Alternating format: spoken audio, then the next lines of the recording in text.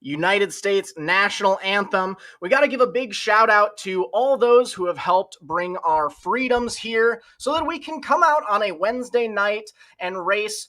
Thank you to our freedoms, those who have fought to protect our freedoms here.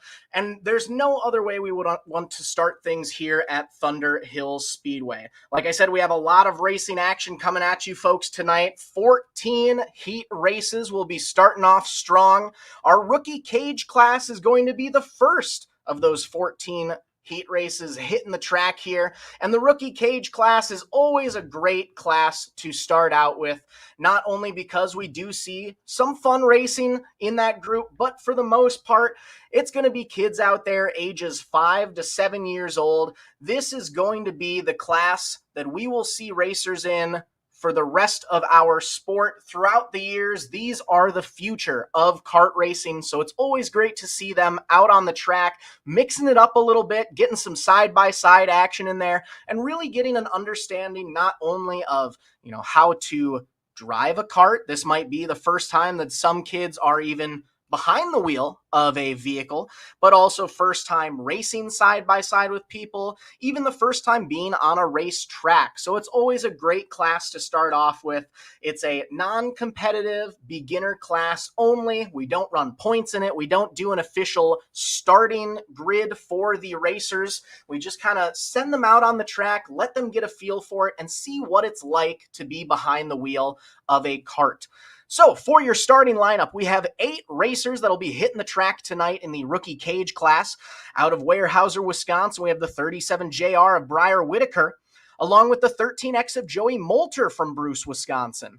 Inside row number 2, we have Boyd, Wisconsin's Mila Baker racing the 60JR, along Jack Smith's number 16 from Fall Creek, Wisconsin. We also have Julian Logslet racing the 13 out of Colfax, Wisconsin, and Winona, Minnesota's Sam Pettit racing the 5S. Along with that is Theo LeBlanc piloting the 22 from Downsville, Wisconsin. And like I was saying earlier, this is a opening class, a fresh beginner class, and tonight we are giving the debut race, first time racing for Aria Johnson out of Black River Falls, Wisconsin, racing the Zero Machine. This is her first time hitting the track here at Thunder Hill Speedway. Like I said, it's the future of the sport. We see a nice little battle there going on between the 5S of Sam Pettit and the 22 of Theo LeBlanc. Some nice side-by-side action going on already. We're only a couple laps into this first heat race of the night.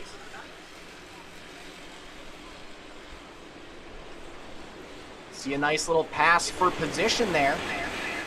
Coming up on the outside, a few racers going at it.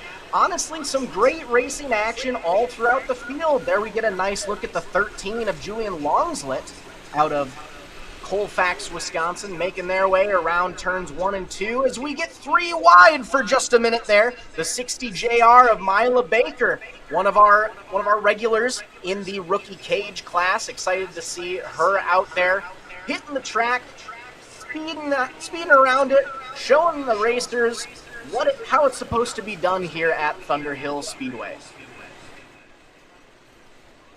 We have a nice little battle developing between the 0 of fresh racer Aria Johnson and the 16 of Jack Smith.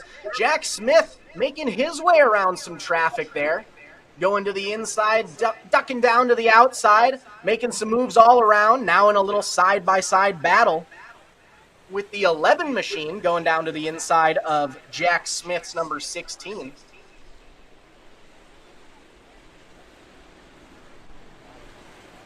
Jack Smith fighting for that position. Zach, just like you said, this division is all starting out in racing, so you'll see all of these kids at Thunder Hill for many, many years to come before they either decide to step into that micro sprint division or go to a big car. You'll see these kids for a long time here at Thunder Hill. Exactly. It's the future of the sport here for us in the karting world. So it's always great to be able to see, like you said, eventually down the road, we might be seeing some of these racers in the micro sprint class. And it'll always be a great thing to be able to say, I was there when they started off their night in the rookie cage division, just getting a feel for the racing surface. So always fun to see them starting off before they make it to their breakout roles in the micro sprint class here in the next 10, 15 years. And selfishly, after that, I hope they all race sprint cars. Definitely, I completely understand. Another lap in the books for our riders as we get 3 wide through turns 1 and 2. Theo LeBlond down on the inside. The 60 JR of Mila Baker on the outside. And the 31 machine sitting just to the inside. As you can see, for those of you live streaming tonight's activities on MBTVsports.com, we are doing something a little bit different tonight. We are announcing this race remotely. You can see Colin Lloyd and I, both in the comfort of our own homes, trying to do things a little bit differently here, test the limits of the new MBTVsports.com streaming platform here for the 2025 Thunder Hill Speedway racing season. I'm just impressed that the MBTV Sports team has figured out how to have remote announcers. I've announced for almost 10 years now, and this is the first time I've ever heard of, hey, stay at your house and announce this race. Exactly. I'm a fan of it. Don't get me wrong. I love the feeling of the sun being out on the track, the dirt in the air. I've been a racer my whole life, so I do love that feeling, but especially on these weekday races, it's nice to be able to try something new. Wouldn't be able to make it down to the track if it weren't for these options that we have through MBTV Sports. So definitely a fun bit of racing to go through. And if I'm seeing things correctly, I believe we did just get...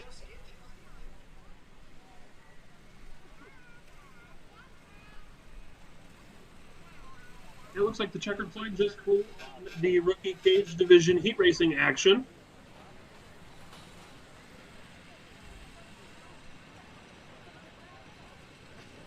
Next up onto the speedway will be tonight's R-Box division. And heat race number 1 will line up like this. It's Barrett Evans in the 88E on the inside of row number 1. Barrett out of Menominee. Brantley Langer to the outside, also out of Menominee in the cart number 34. Kate Knops in 93 will start to the inside of row number 3 out of Chippewa Falls, Wisconsin. On the outside, Hudson, Wisconsin, 7 Austin Hoover. Inside of row number 5 from Rochester, Minnesota, it's Sullivan Phil in the 95. Axel Frenholtz from Minnesota City, Minnesota in the 20. Will start on the outside of row number 3 and 6. Luke Pettit in the number 4 will start all alone in the 7th spot of row number 4. Luke from Winona, Minnesota.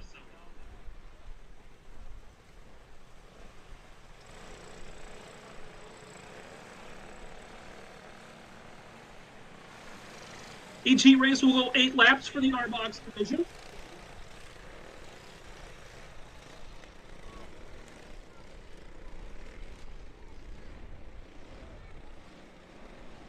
We will see the green flag out. We'll see the green flag out of turn number 4. Zach, go ahead and take it for this heat race. Coming out of turn 4, green flag is out, and we are R-Box Racing. It's going to be the 88E of Barrett Evans leading the racers through turns 1 and 4. The 34 of Brantley Langer hot on Evans' tail, trying to make some moves, but we have some company down to the inside. The 4 of Luke Pettit from the very back row, already able to slingshot himself up into a podium position there. Our top 3 racers all separated by only about 1 cart length, as the 4 of Luke Pettit's able to muscle his way up into that second place spot, now setting his sights on the 88E of Evans, leading the charge through 3 and 4. Onto the front straightaway. Pettit all ready to pull up on the 88 of Evans. Ducks down to the inside through 1 and 2. Nothing able to go there. Going to try to get up side by side on the back straightaway.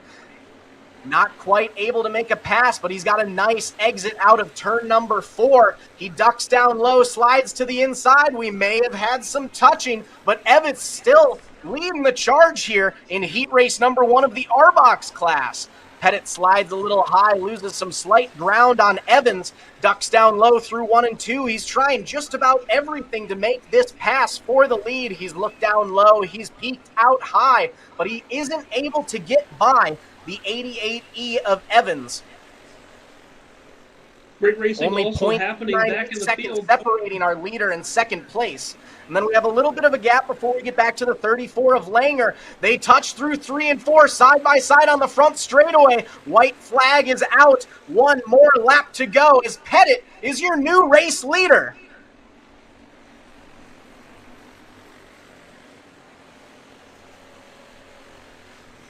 One last time out of 4. Checkered flag is flying. Luke Pettit from the very back row is going to end up taking the win here tonight. Evans, after leading most of the race, going to have to settle for second. Langer is going to round out your top 3.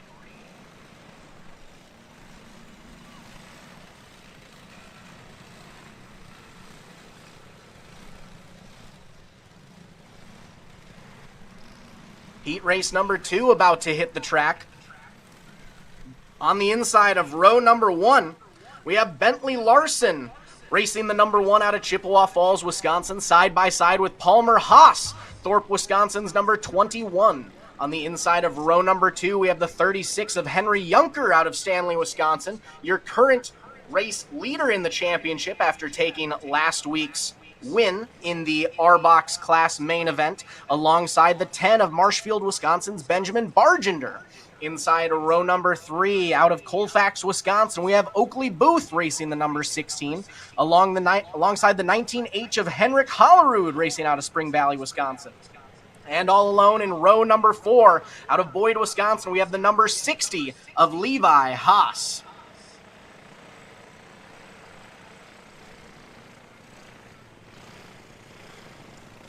Lineup looks to be good on the front straightaway. All of our carts ready to go as they make their way out of turn number 2 onto the backstretch. Larson and Haas gonna lead us out of turn 4. Green flag is out, and we are racing side by side into turn number 1.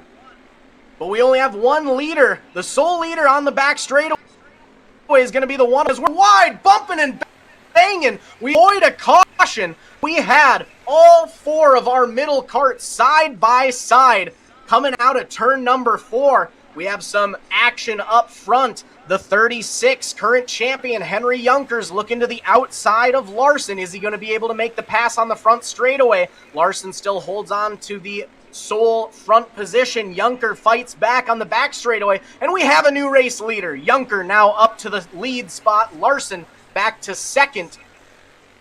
The 16 of Oakley Booth rounding out your top 3. Just outside the top 5, we have a nice little battle for position going on as well, as we have one of our racers spinning it around in turn number 4. That's going to draw our first caution of the night.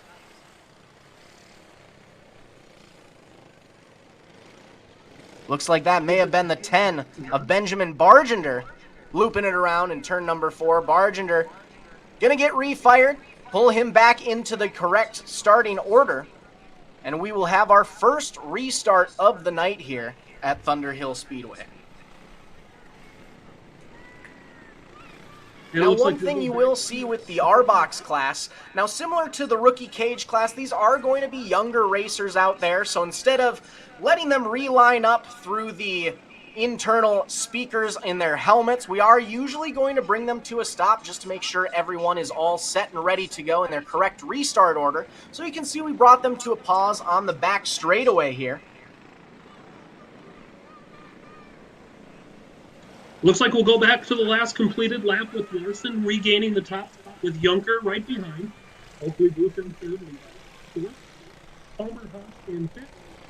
And Ben Bargender rounding out the running order currently in that 6th position. Larson will regain the lead.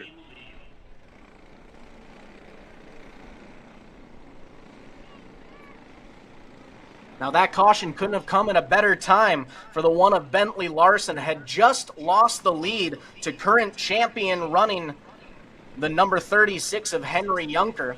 We have 6 laps left to go, so there is still quite a bit of time to see these top 2 racers battle it out here for heat race number 2.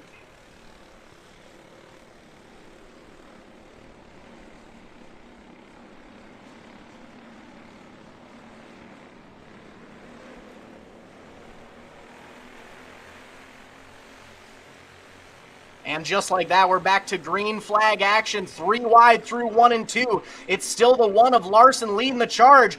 Booth and Junker splitting the difference to the inside and outside. 3 wide through 3 and 4. They touch, they spin a bit, but they hold on. No yellow flag right now. New race leader is going to be the 16 machine of Oakley Booth from the 3rd row, already up to the lead there. The one of Larson going to get pushed back to 3rd, but now he's got company on the outside. The 21 machine of Palmer Haas trying to make his way up onto the podium. You're running as it currently stands. Booth, Junker, Haas, 1, 2, 3, as now Junker has made his way up to the lead position. Junker, now your new race leader. Single file throughout our top 3 racers, Henry Junker, Oakley Booth, and the 16 machine of Palmer, or the 21 machine of Palmer Haas, or the 60 of Levi Haas, my apologies. Levi from the very back row, making his way up to that podium spot currently. It's Junker White flag continuing is to out. move into turn number 1. Here comes the 60 of Haas to the outside of Booth. Down the backstretch for the final time. Henry Junker leads us to the checkered flag on heat race number 2. Henry Junker picking it up just like he had last week. Going to take the W here in heat race number 2. Levi Haas finishing 2nd. And it'll be Booth rounding out your top 3 for heat race number 2. Colin, want to give us that starting lineup for heat race number 3? Heat race number 3 for the R-Box division will look like this on the inside of row number 1. It's Josiah Hoffbeck from Randolph, Minnesota in the 17. Harper Hlopka in the 23 starts to the outside of row number 2. Harper from Wheeler, Wisconsin. Row number 3 is Chippewa Falls, Wisconsin's Broxton Henning in the 28 starts on the inside. Otto Erickson from Colfax, Wisconsin starts to the outside. Downsville, Wisconsin, Dirks LeBlanc starts in the 5th position, driving number 22. And your final starter, that's Elk Mound, Wisconsin's Levi Anderson in 44. Final heat race for the R-Box division. They'll go 8 laps. It's Hoffbeck and Hlopka will lead us down the back straightaway to the green flag. 8 circuits around for the final heat race for the R-Box division goes green. Green light is out. The 17 of Josiah Hoffbeck from the pole. Didn't get quite the start he wanted. Going to drop to the rear of the field, which gives a chance for our new race leader. I believe that might be the 23 machine of Harper Hlopka, able to take the pace and absolutely pull away from it. Now, even though these are heat races, we do need to keep in mind these racers are going to be giving it just about their all through these heats, as the R-Box class is one of our 2 classes that are going to be having B-mains tonight.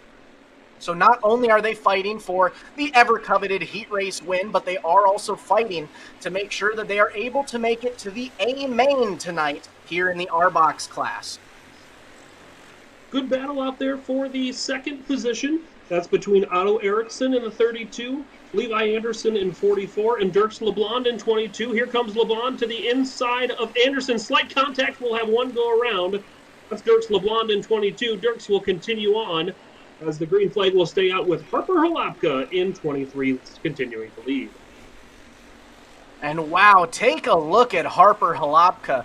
He was absolutely able to pull away from the rest of the field, now with almost half a lap advantage over that battle for 2nd place between the 32 of Otto Erickson and the 44 of Levi Anderson. Now, Levi Anderson, he also had a great start here. As you might remember, he started dead last on the line, already battling for that second place position, currently sitting in a podium spot right now, going to be transferring through to the A main if all goes well for him, but he is fighting to take over that battle for second place. Harper Halapka crosses over the checkered flag. Harper will pick up the win in heat race number 3. Otto Eriksson will come home in second. Levi Anderson third. Broxton Henning in fourth. Josiah Hoffbeck fifth. And Dirks LeBlond rounds out the running order in sixth. That brings it to a close for our R-Box class heat races. Up next, we're going to move on to our junior wing classes. Now, just a reminder, the junior wings are another one of our classes that are going to be having a B main here tonight. So these racers will be duking it out here for a spot in that A main here. For heat race number 1, our starting lineup is going to look like this on the inside of row number 1. We have the 8 of Alan Byrne racing out of Trempealeau, Wisconsin. Side by side with the 10 of Joseph Bargender from Marshfield, Wisconsin. Inside row number 1, or row number 2, we have the 30 of Nathan Gunderson out of Chautauqua, Wisconsin, and the 3J of Jonathan Pettit III from Winona, Minnesota. Inside row number 3, Owatonna, Minnesota's Jacob Demmel racing the 19, and the 75 of Dalton Anderson out of Elk Mound, Wisconsin. Lockburner and Johnson going to round out your field as we get our first green flag of the junior wing class. Allen's going to lead them on the back straightaway as we have a 3-wide battle for second, third, and fourth. Great battling going on right now. It's a 4-car battle for the lead, with Byrne leading, Gunderson in second, Pettit the third in the third spot, and Demmel in fourth. They start to stretch themselves out a little bit on the back half of the field, but the battle still continues on for the top spot. Swapping all around up at the front of the field. Gunderson, your current race leader, battling off a 3-racer battle for second, third, and fourth. We might as well just call this a 4-racer battle for first, second, third, and fourth, as the 8 of Alan Byrne slightly drops back. He's still in the running, though. It's Gunderson right behind him, Pettit the third, and Demmel fighting side by side. I think we've seen them swap position every lap here around. Demmel muscles his way to the inside. New race leader coming out of turn number 4, Jacob Demmel. Demmel leads and now starts to stretch it out down the back straightaway. Gunderson running second, Pettit the third. Our best battle on the speedway right now was for that 4th spot. But it looks like the 8 of Byrne will go around. Let's see if the yellow flag will come out, and it will for Byrne, stopped in turn number 4. Incredible battling out front. Exactly. Only 2 laps in, and we have had some absolutely great racing action going on here in heat race number 1 of the junior wing class. I mean, we had 2 different leaders, but I would say that second, third, and fourth place position, I mean, correct me if I'm wrong, I bet it's got to have swapped at least 5 or 6 times just within those first 2 laps. 2 lap leaders, but it could have been 3 lap leaders, 4 lap leaders if we would have kept going. The battle for that top spot has been great the whole way. Exactly. I mean, the junior wing class, they're putting on a heck of a show here, not just tonight, but even last week's racing action, we had a lot of great side-by-side battles. The junior wing class, one of the more fun, I mean, obviously all of these classes are fun to watch, but I see some of the most racing action here in this class. Always great to see, especially with these youngsters. You know, they've gotten a chance to get a feel for racing. As we get the next green flag, we're officially restarted here for heat race number 1 of the junior wing class. Pettit will take over the second spot down the back straightaway. Demmel trying to distance that lead a little bit, and he will through that first lap back to green flag action. We're single file throughout the field, but that doesn't mean we're not close racing here. Only about 1 kart length separating our top 2 racers.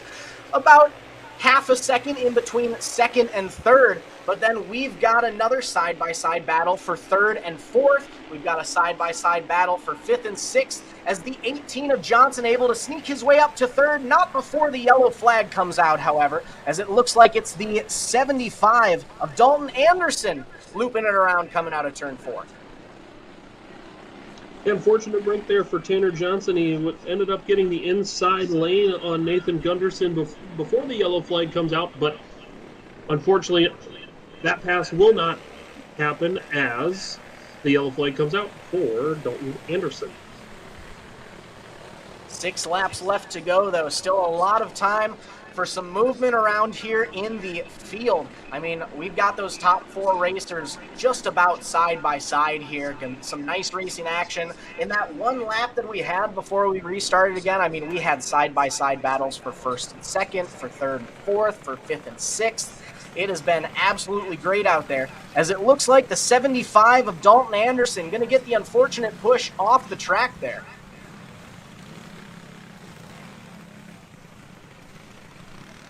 And they will call the heat race a finish for time limit.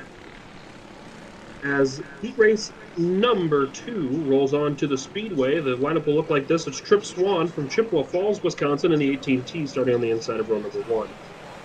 Bentley Halopka in the 99 from Wheeler, Wisconsin, starts to the outside. Ashton Frenholtz in 21 starts in 3rd. Ed Keller starts in the 4th spot, Grant in the 31. Dylan Subert in the 1S starts in 5th. Archer Hoffbeck in the 14 starts 6th. And Owen Tarvis in the 70 will start inside of row number 4 and 7. Kinsey Schmitz in the 7D Junior will start 8th and your final starter. For heat race number 2, 8 laps for the junior wings. Now, the cart to keep your eye on for this race is definitely going to be the 99 of Bentley Halopka, your current championship leader after taking the win last week here for round number 1. Green flag is out. We're 3 wide through 1 and 2, as it's the 1 machine making his way up through the inside. Subert leads lap number 1. It's a good battle between Halopka and Frenholtz for 2nd, along with a gaggle of them for 3rd. We'll go split screen here on MBTV Sports, but Subert leads.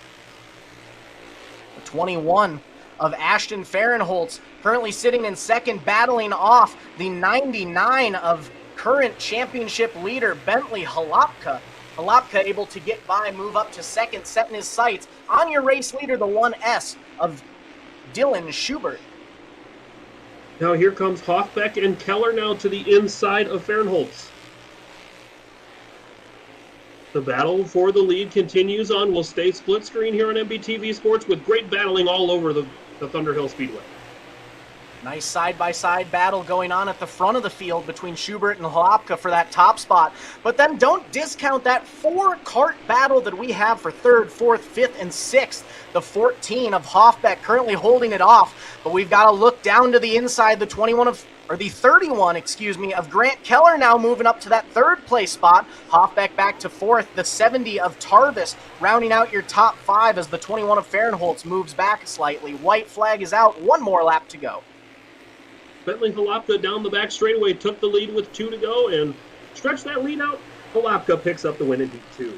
Subert will come home 2nd, Keller in 3rd, Hoffbeck 4th, Tarvis in 5th, Frenholtz in 6th, Schmitz in 7th, with Swan rounding out the field in 8th.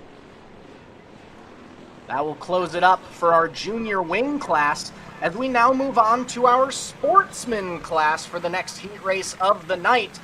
Starting lineup is going to look like this. On the inside of row number 1, we have the 74 of Eau Claire, Wisconsin's Jake Johnson lining up side by side with Trayton Vlachek, their 55 machine out of Rock Falls, Wisconsin. Inside row number 2, we have the 191 of Steve Savals from Rice Lake, Wisconsin, along with Cumberland, Wisconsin's Ramon Perez racing the number 25. Inside that 3rd and final row, we have the 555 out of Hudson, Wisconsin, Matt Vlachek, and Ashton Henson racing the 88 out of Rock Falls, Wisconsin. 6 racers, 8 laps for our lone sportsman heat race of the evening. Also one of the more competitive classes around the Thunder Hill Speedway, the sportsman, as we go green with Johnson and Volchek. Side by side into the first number turn. 1. Johnson going to lead the charge. The 55 of Trayton Vlachek to the outside. We're 3 wide through turn 3 as he cuts down to the inside.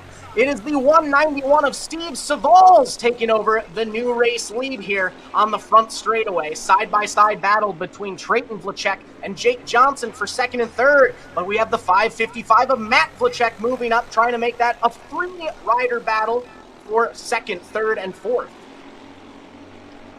It's a Volchek side-by-side battle for the third position, with Savals leading, Johnson in second place. Good 3-cart battle for second with Johnson and Volchek. Another lap in the books for Savals as he's trying to do his best to pull away from that three-racer battle for second on back. Johnson still sitting in second, leading that 3-cart battle, but he's got double Volcheks right behind him in third and fourth, trying to make a move. Johnson drops back to fourth. Volchek up to second and third, and it's Trayton Vlachek leading now in second place. Unfortunate for Jake Johnson falling to the Volcheks, but now he'll look to the inside of Matt down the back straightaway. This time by white flag, 1 lap to go for Steve Savals. 1.5 second gap between the 191 of Steve Savals and the 55 of Trayton Vlachek. As the checkered flag flies, Steven Savals is a heat race winner here tonight. I believe it was the 55 of Trayton Vlachek finishing second, and it may have been Johnson. Don't quote me on that. Johnson looked like he may have finished off that battle for that third place position on the 74 machine. Up next, our 125-250 wing class. Colin, I'll let you take over the starting lineup for this crew. Heat race number 1 will look like this. It's Holden Harder on the inside of row number 1. Holden from Madison, Wisconsin in the UFO 2. Outside Dylan Michels. Dylan in the 17D from Bloomer, Wisconsin. Inside of row number 2 from Pella, Iowa in the 25. It's Skylar Peterson. Tyler Alton from New Richmond, Wisconsin in the number 30 will start in the 4th spot. Jackson Jackson in the 2.0 from Cadet, Wisconsin in the inside of row number 3. Indianola, Iowa's 6D, that's Riley Dawson. Riley starts in the 6th spot. And all alone on row number 4, it's Bentley Halapka in 99 from Wheeler, Wisconsin. The cart to watch this race is going to be the 6D of Riley Dawson, your current championship points leader in the 125-250 win class after taking the win in last week's race here. Looks like we got the 17D of Michaels making a quick turn to the infield there coming out of turn number 2. Yeah, it looks like he's going to be done for the heat race as he hangs up the steering wheel and gets a push a little bit farther into the infield. Unfortunate for the second starter from Bloomer, Wisconsin. We will just slide that outside row up, and we will go green next time around. It'll be Harder and Alton, I believe, leading the charge here on the back straightaway into turns 3 and 4 before we get back to some green flag action here. For heat number 1 of our 125-250 wing class, once again, tonight's race is sponsored by Synergy Cooperative. Thanks to them for joining the cause here. Green flag is out. The 30 of Alton going to set the pace through 1 and 2. Side-by-side battle for second and third between the 6D of Dawson from the back row.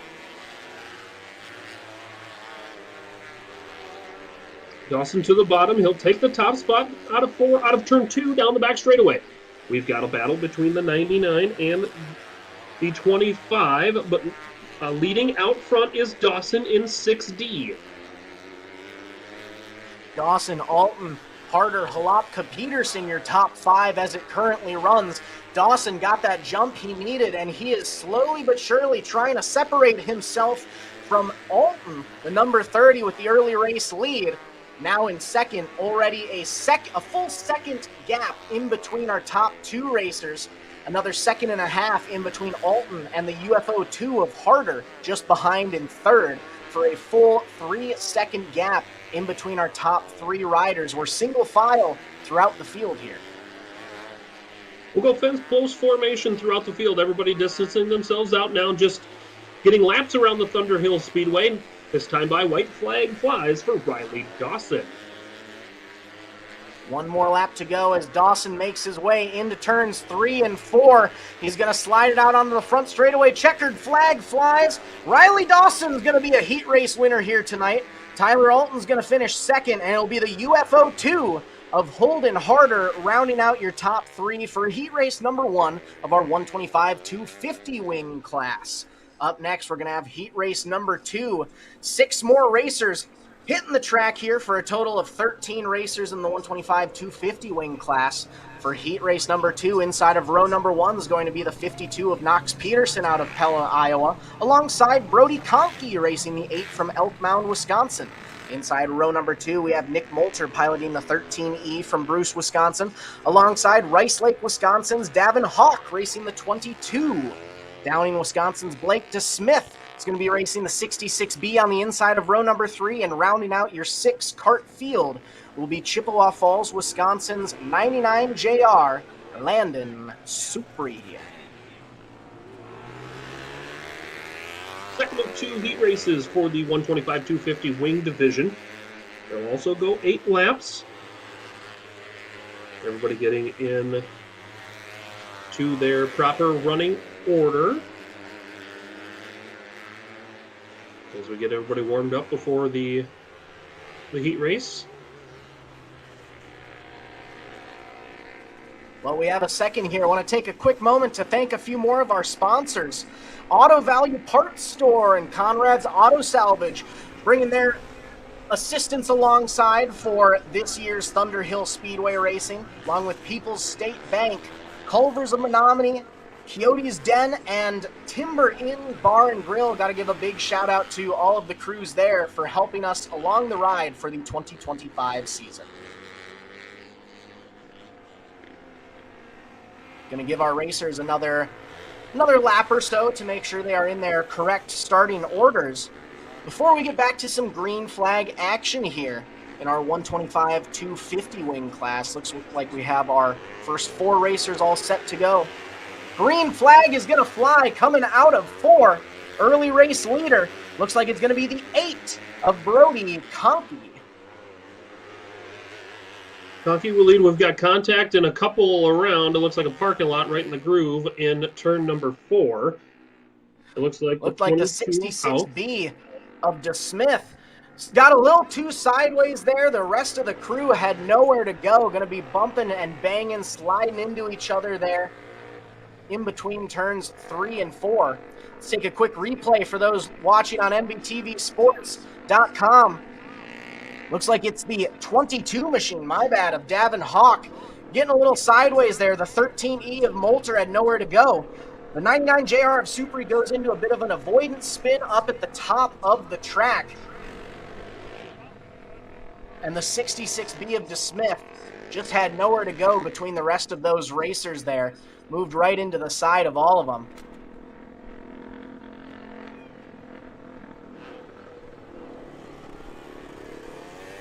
We will go with a complete restart once we get everybody bumped started over there in turn number 4. Again, involved, it's Hawk, Moulter, Supri, and DeSmith. Looks like the 99 of Supri has gotten the push start he needs. And there we have the 13E of Moulter. All 6 carts are back under power here, as we'll get everyone re-racked and restacked for our official restart of heat number 2 of the 125-250 wing class. Again, while we have another second, I want to thank a few more of our sponsors: Accurate Construction, JK Concrete LLC, Haas Inc., and TNT Construction. Thank them for being along the ride here for the 2025 Storm Series racing season here at Thunder Hill Speedway.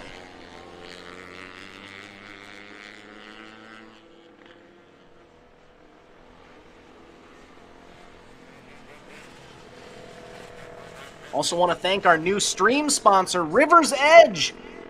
for being along this weekend. We have some more news coming along with them after our next Green Flag here. We'll tell you guys about the Tribute Fest that they are putting on this weekend. But Green Flag is out, and it's going to be the 52 of Peterson leading us out on the front straightaway. The 8 of Conkey hot in tow ahead of a side-by-side battle for second and third. The 13E of Moulter has it as the 22 of Hawk is able to take it over. Hawk now up to that third place spot. Peterson shows the way out front in 52. Now here comes Hawk to the outside of Conkey. Conkey holding strong down low. Good run into turn number 1. Conkey, great run out of turn number 2 down the backstretch. He'll hold on a second. Peterson trying to pull away there in that front position from the 8 of Conkey. Already almost a second gap in between those top two racers. Conkey's now got a whole lot of Hawk right on his tail. It's Conkey, Hawk, 2 and 3. Hawk's looking to take over that second place spot. Out front all alone, though, it's still the 52 machine of Knox Peterson. Knox Peterson out front. Good battle still continuing for the second spot. Conkey still has it. Hawk wants it. We've got one around. That's the 99 of Supri in turn number 4 as the yellow comes out. Well, we take a moment here to re-rack and restack them all. Want to give a quick shout out to one of our new stream sponsors here tonight, River's Edge. We got some fun news going on with them here this weekend. They are along for this week's racing series. And we do have some fun events going on. The Tribute Fest this weekend, June 20th and 21st. They're giving us some tickets to give away for this weekend. 2 days of epic tribute bands, both Friday and Saturday. Gates open at 2 p.m. Music starts at 3. If you have any questions, make sure to reach out. We'll be handing out tickets to lucky fans throughout the night tonight. We have 30 free tickets as a big thanks from River's Edge.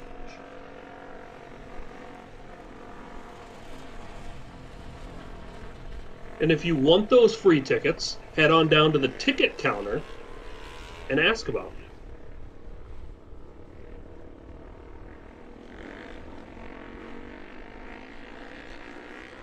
Looks like we'll be opting for a single file restart here. Green Flag is out. The 52 of Peterson going to lead them into 1 and 2. The 8 of Conkey hot on his tail. The 22 of Hawk just behind in third as they start to set the pace, move slightly away from that 3-cart battle for fourth on back. Supri sitting in fourth. The 99JR now in fifth. And the 66 machine of DeSmith rounding out your field. This time around, the white flag will fly. 1 lap to go for Knox Peterson. Brody Conkey in that second spot.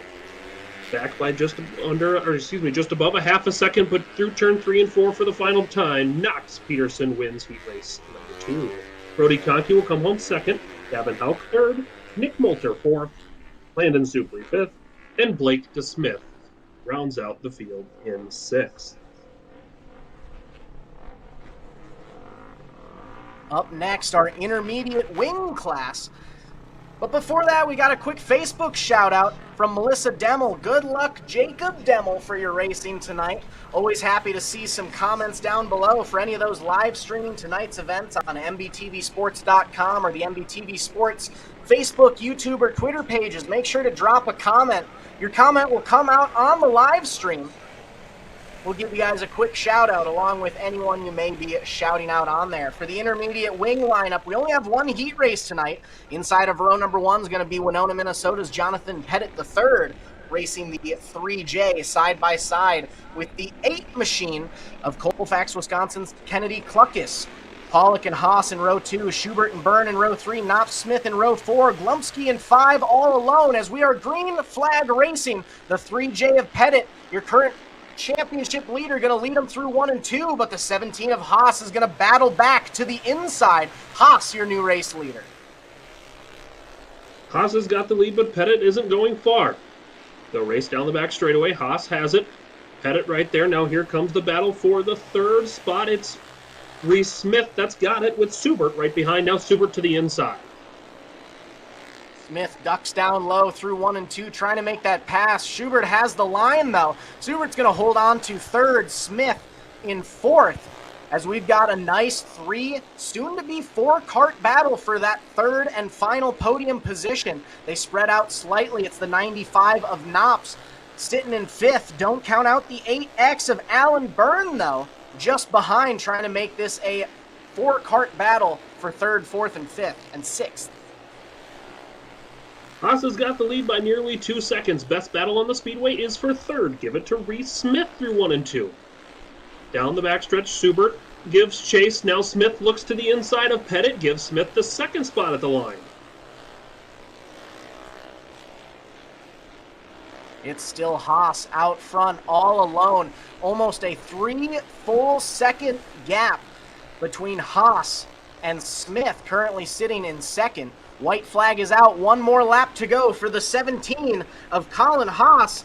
Taking the checkered here today. Haas is going to be a heat race winner. Smith going to finish 2nd. Schubert going to round out your top 3.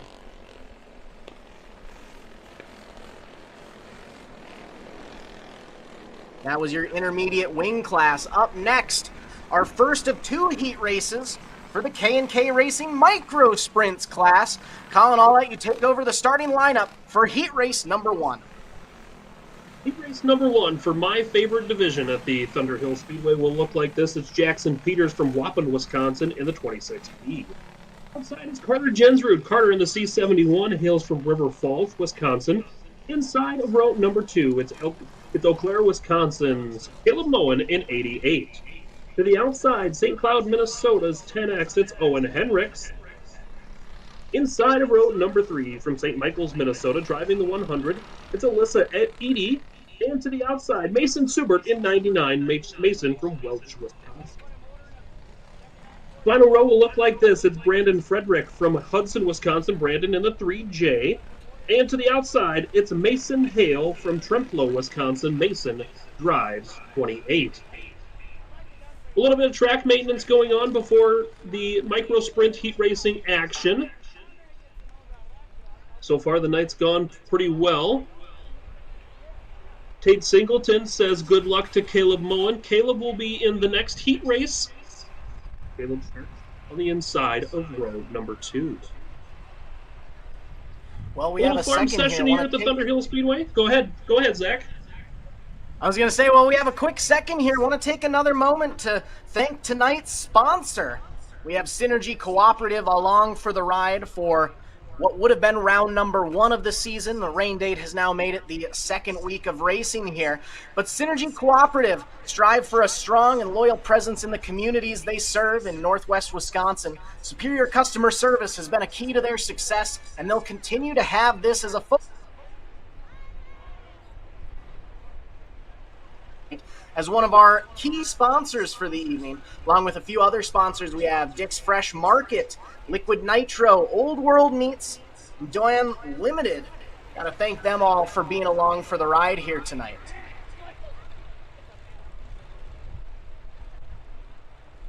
And no matter if you're at the track or if you're watching here on MBTV Sports, you see all the billboards along the front straightaway all the time on camera. Please support these people because they make racing happen no matter where it's at, no matter what track they sponsor. They make your weekly racing and your weekly favorite track survive. Exactly. They're here supporting us week in and week out. So all of you out there, make sure you guys are doing the same. Make sure you hit up their stores, help them out, give them some business. And when you're in there, make sure to give them a big shout out. Say thank you for supporting Thunder Hill Speedway in Menominee, Wisconsin. The way that they support us, we want to make sure we're able to support them as well. So thank you to all of our sponsors along for the ride, not only tonight, but throughout the entire 2025 Storm Series season here at Thunder Hill Speedway. And another quick reminder, while we have a couple seconds here, for those of you live streaming tonight on MBTVsports.com, you can see that us announcers are working here remote, but we're not the only ones who are able to watch tonight's racing action, even if you're not at the track. So for those of you, whether you are in the grandstands currently watching the racing action live or live streaming tonight's events for free on mbtvsports.com. Make sure to send those links over to your friends, your family. Let you show off, say, hey, look what I'm doing, mom, dad, look what I'm doing, buddy. Or, heck, even send it to some of your enemies. Show off to them, say, hey, look what I'm doing, look how much better I am than you. Feel free to play around with it a little bit, but make sure to send that streaming link around so everyone can be in on the action, whether or not you are in Menominee, Wisconsin, or in your hometown like Colin and I are tonight. And while the farming session happens here at the Thunder Hill Speedway, just a quick break. We've got to thank some marketing partners on our end here at MBTV Sports. We'll be right back live from the Thunder Hill Speedway. When you've got to ship it from anywhere to anywhere, QualityFreightRate.com. The LTL Freight Logistics Specialist for your small business. QualityFreightRate.com. We simplify shipping, eliminate those surprise charges, and negotiate the best rates from most LTL qualified carriers. QualityFreightRate.com. Special residential and liftgate rates available for automotive and ag implements. QualityFreightRate.com. Use the promo code ICE and get 10% off your first shipment. Startup is so easy. Get a quote and ship today. QualityFreightRate.com. Ready to make a splash this summer? Grab your friends and head to River's Edge on the scenic Apple River. Whether you're looking to float the day away, camp under the stars, or catch live music and weekend events, River's Edge has everything you need for an unforgettable time. Book your tube, campsite, or party package now. River's Edge on the Apple River. Your summer starts here. Every great journey begins with a trusted guide. And when it comes to finding your perfect home, there's no one better than Kathy Vetter. With over 10 years of experience and a passion for real estate, Kathy Vetter helps you find the perfect home, a peaceful country retreat, a cozy single-family house, or your very first step toward a lifetime home. She also specializes in commercial real estate, guiding you through every step of the way. From the heart of the metro to the scenic countryside, Kathy Vetter knows the Minnesota market inside and out, committed to finding the perfect fit for you, no matter where you are. Buying your first home can feel overwhelming, but with Vetter by your side, it's a smooth and exciting journey. She makes first-time buyers feel confident, supported, and understood, every single step of the way. From your first showing to handing over the keys, Kathy Vetter works tirelessly to ensure you get the home you've always wanted. Kathy Vetter, your trusted real estate expert across Minnesota. From vibrant metro living to serene countryside escapes to agricultural and commercial spaces. Let her help you unlock the door to your next chapter.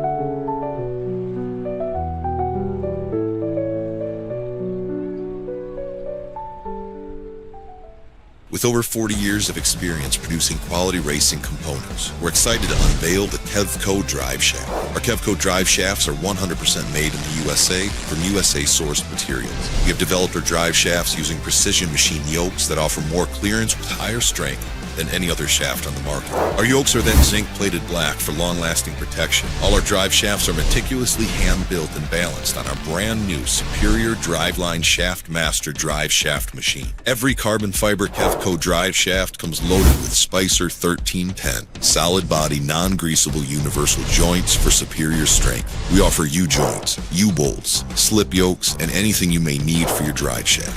Kevco has the ability to custom build any length drive shaft for any application you may need, whether it be mild steel, chromoly, aluminum, or carbon fiber. Call us today at 800-770-3557 or check us out on the web at kevcoracing.com. Welcome back, everyone, to the Thunder Hill Speedway. Track prep continuing on here at the Thunder Hill Speedway before we start our micro sprint heat races. Should not be long before we go back green flag action here at the Thunder Hill Speedway. Zach, looks like an incredible night to be at the races. Oh my gosh, 100%. I mean, especially after the, rain scare that we had during last week's races, much better conditions here today for the second week of racing here at Thunder Hill Speedway. We have some nice weather out there. It did get a little humid today, but overall, we have the sun shining there. The weather's looking nice, temperatures looking great as well. So definitely a good night of racing here in Menominee, Wisconsin.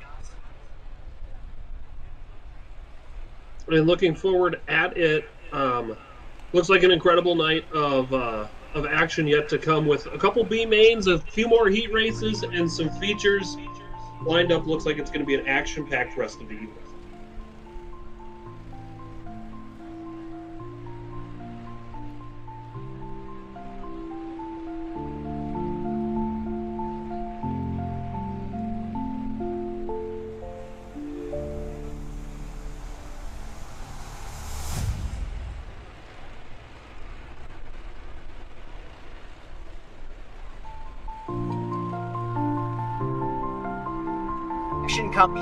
Finish up some track prep super quick before we get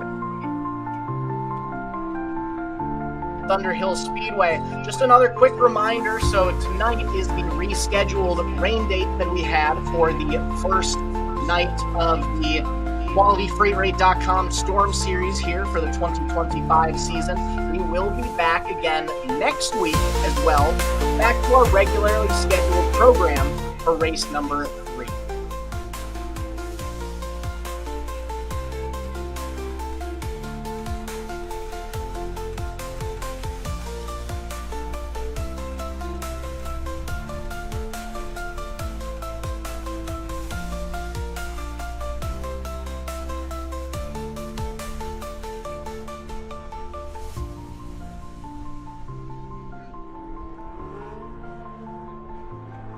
And looking like track prep concluding here, we will have our first heat race rolling onto the speedway for the micro sprint division. Once again, the lineup will look like this. It's Jackson Peters, Carter Jensrud, Caleb Mullen, Owen Henricks, Alyssa Eady, Mason Subert, Brandon Frederick, and Mason Hale will be the 8 starters about to go 8 laps for the opening heat race for our micro sprint division. Now the C71 of Carter Jensrud, definitely going to be the kart to keep an eye on here tonight, as he is the current points champion after taking the win last week in the micro sprints class, the K&K Racing micro sprints class. But not only is that a reason to keep an eye on him tonight, but he was also last week's winner in the Gopher Midget Racing Series class as well. He went 4 for 4, won both of his heat races in both classes and won both of his mains. So he's definitely going to be a racer that you'll want to keep your eyes on tonight. He's starting on the outside of row number 1, so we'll see if he might be able to get into some battles, see where he finishes things off tonight for this first heat race of the evening in the K&K Racing Micro Sprints class. Speaking of Carter Jensrud, if you want to get an inside look at his micro sprint and midget racing, MBTV Sports and myself went down to Carter Jensrud's shop or garage, whatever you'd like to say. We did an interview with him, so feel free to scroll back on the YouTube channel and watch that. Great little sit down we had with Carter. Couple quick social media shout outs we had. 34 of Langer getting a shout out online. And then James Foucher saying good luck Sparkles tonight from Facebook. So make sure you're commenting down below. Your comments will appear on the live stream. Always happy to have people give some shout outs here, call them out in between racing action here. Good luck Riley Dawson from Finley Ballard. Lots of nice shout outs as we give our racers a couple hot laps here. Make sure their tires are all warmed up. Make sure the track is all ready to go after that light track work we just completed. As now we get them re-lined up for our first heat race of the K&K Racing Micro Sprints. You'll see these cars up on the guardrails on the top side, along with on the bottom, especially with that track prep along the bottom. That'll help out that bottom side, but you'll see most of these cars up around the guardrails. Full intensity here with the micro sprints at the Thunder Hill Speedway.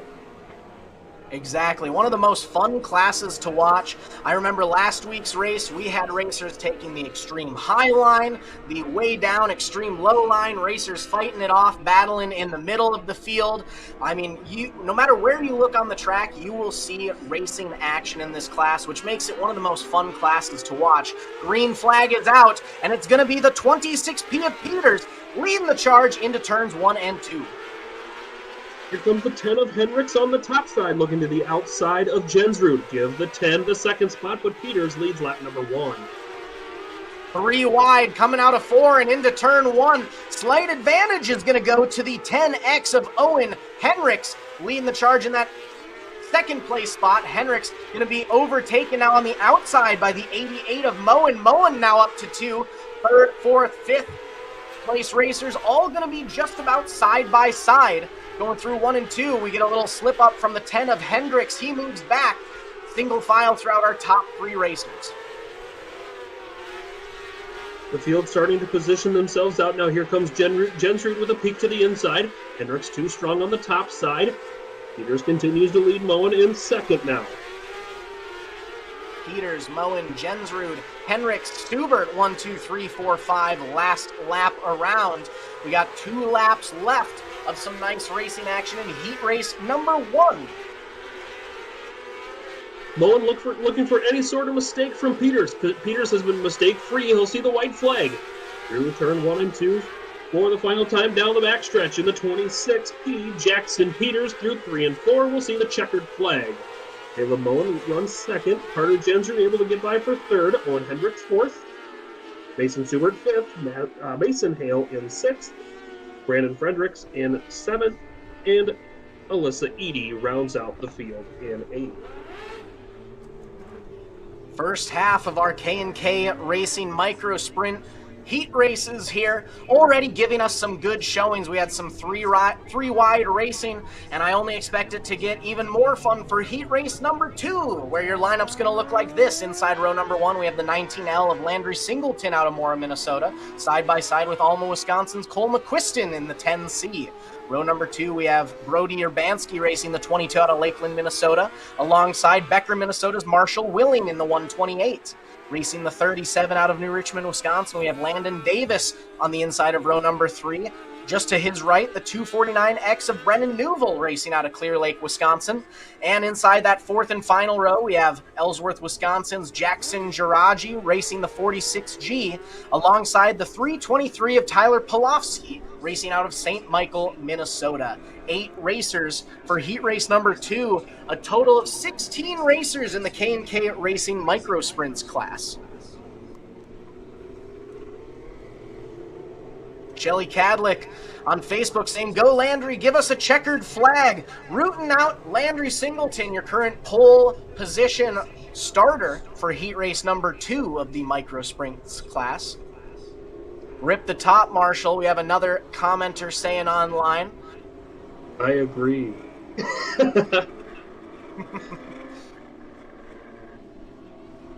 Micro Sprint heat race number 2 with Singleton and McQuiston setting the pace around the field, packing down the top side of the speedway, trying to work in that top groove.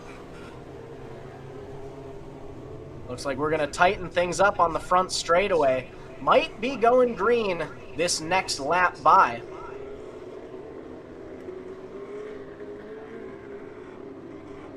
If I recall, last week Landon Davis had one heck of a save from going over. Landon starts in the 5th spot in this heat race.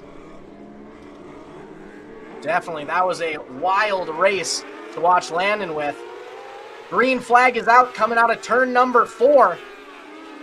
And it's going to be the 19L of Singleton, setting the pace and absolutely pulling away from the competition on the front straightaway, with already about a 7 or 8 kart gap in between him and second, as we have one racer going up on their side through turns 1 and 2. That's going to draw the caution as we make sure our racer is okay and back up on 4 wheels.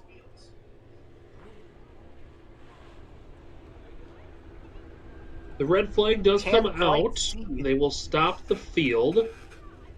Unable to make out a number so far here on the MBTV Sports broadcast.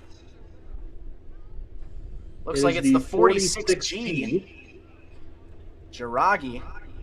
Back up on four wheels. Our track and medical crew gonna chat with him real quick, just make sure he is A-okay. Let's take a quick look at this replay coming on the front straightaway.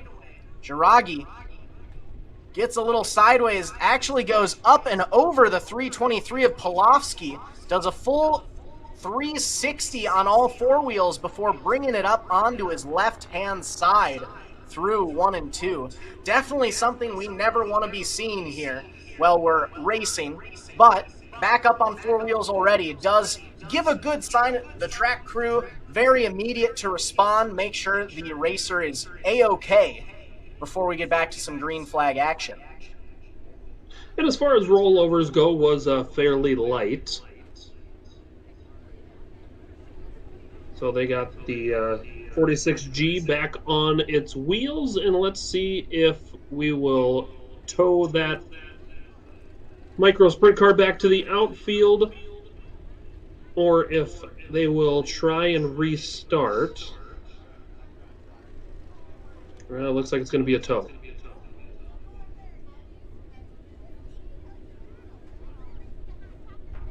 Well, we have another quick moment here.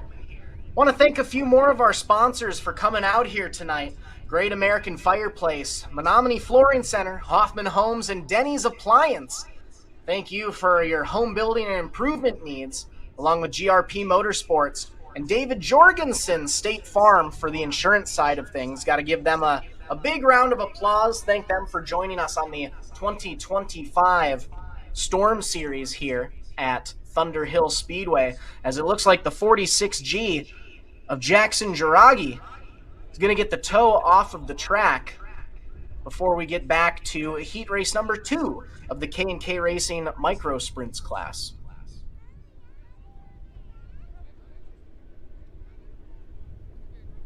And for those keeping track at home, the Houston High Bank National is going on this weekend at Houston Speedway with the World of Outlaws and Los Angeles Sprint Cars that you can see next weekend at the Cedar Lake Speedway Friday and Saturday night. Rico Avery was that quick time, Kyle Russell second, and local driver Caleb Johnson brings the 6K in third in time trials with the World of Outlaws and Los Energy Drink Sprint Cars.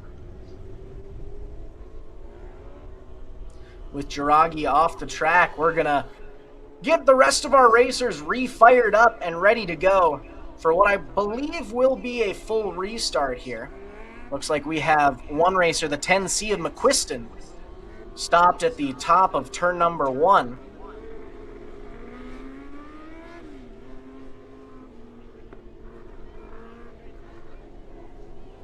Track worker up to his side, making sure everything's good there. Might be needing a quick bump start. And there we go. We've got him refired. Yep, Landry, a great female racer at the Thunder Hill Speedway for a few years now in the micro sprint division in the 19L.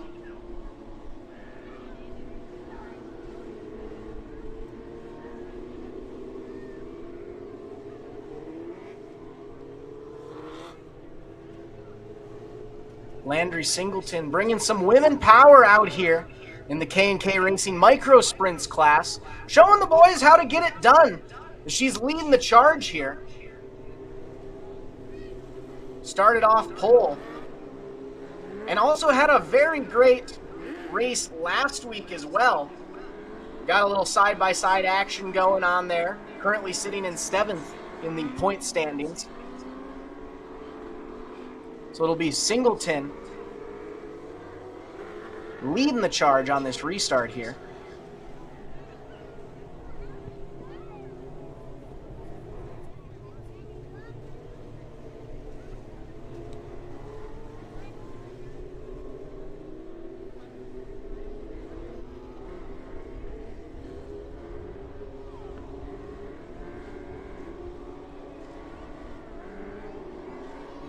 Gonna tighten them up. Going into turn 3. Coming out of 4, green flag is out. Singleton gonna lead them into turn number 1. The 128 of Willing currently sitting in second, fighting off a three-racer battle for third, fourth, and fifth. Almost three wide coming out of four. Side by side on the front stretch, it's Singleton, Willing, 1 and 2. I believe that's the 249X of Newville. Currently holding on to that third place position, fighting off that battle for fourth and fifth, just behind Singleton, Willing, Newville, Davis, McQuiston, your top five as it stands. One driver testing the top side. That's the 37 of Landon Davis. Davis trying to make up ground on Newville's 249.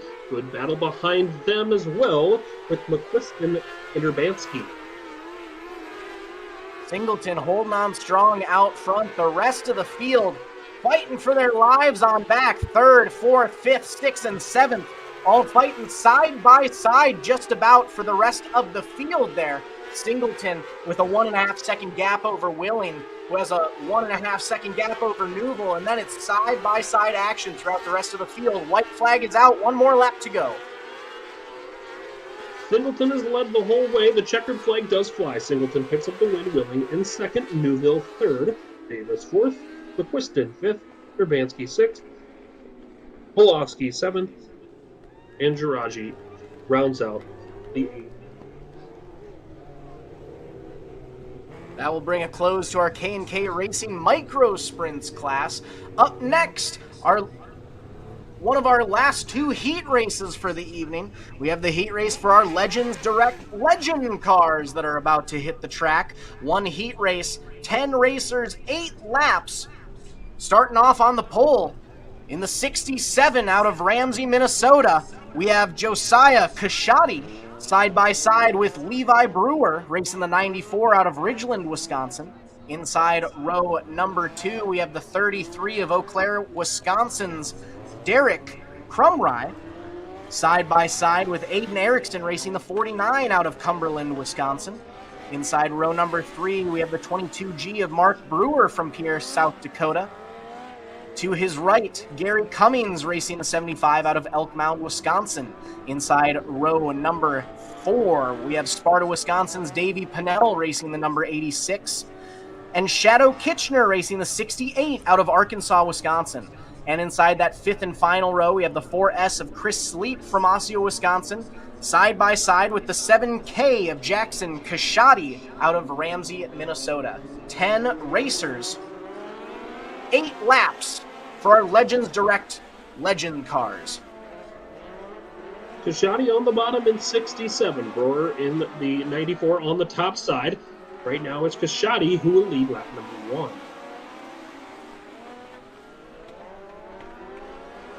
Nice side-by-side action throughout the field. The 67 of Kashadi setting the pace. Brewer just behind in second. Then we've got a three-racer battle side-by-side for third and fourth. Crumrye and Pennell currently sitting third and fourth. Erickson just outside trying to make this a 3-car battle for that final podium spot.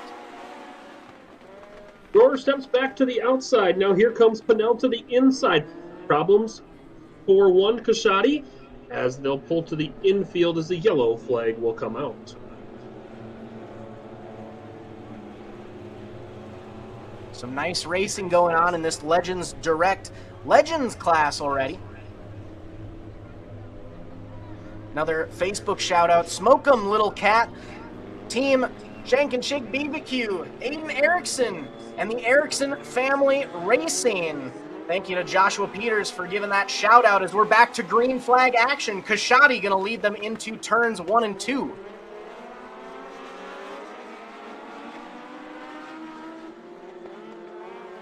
Coming out of 4 side by side for second and third. We'll go side by side through 1 and 2. On the bottom, it's Pennell. Pennell has that second spot. Roar back to the outside, trying to fight back. He will not be able to do it as Pennell comes into second. Pennell ducks down low, trying to make a move on Kashadi. Trying to make it some side-by-side action, not quite able to do it. Coming out of turn 4, it's Kashadi, Pennell, Brewer, 1, 2, 3. Crumrye and Erickson just outside, battling inside the top 5. Pennell looks down low. Kashadi gets slideways, and so does Pennell. Both racers going around, coming out of 4.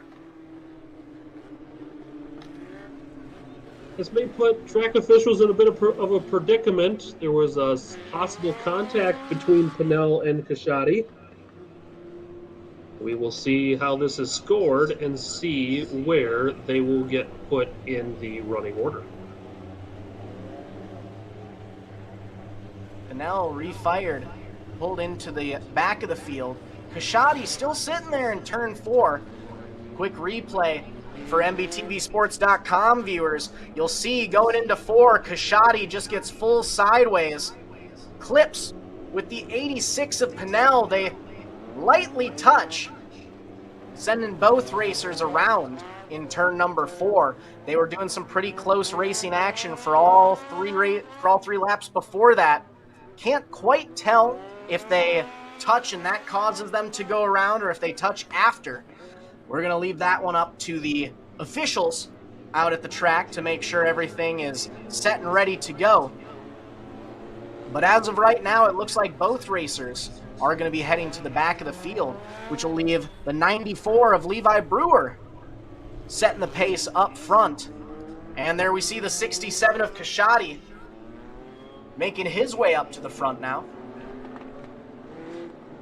Looks like Kashadi will be getting his starting spot back.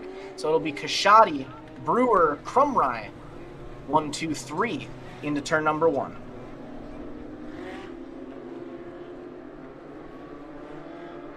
And it looks like the 86 of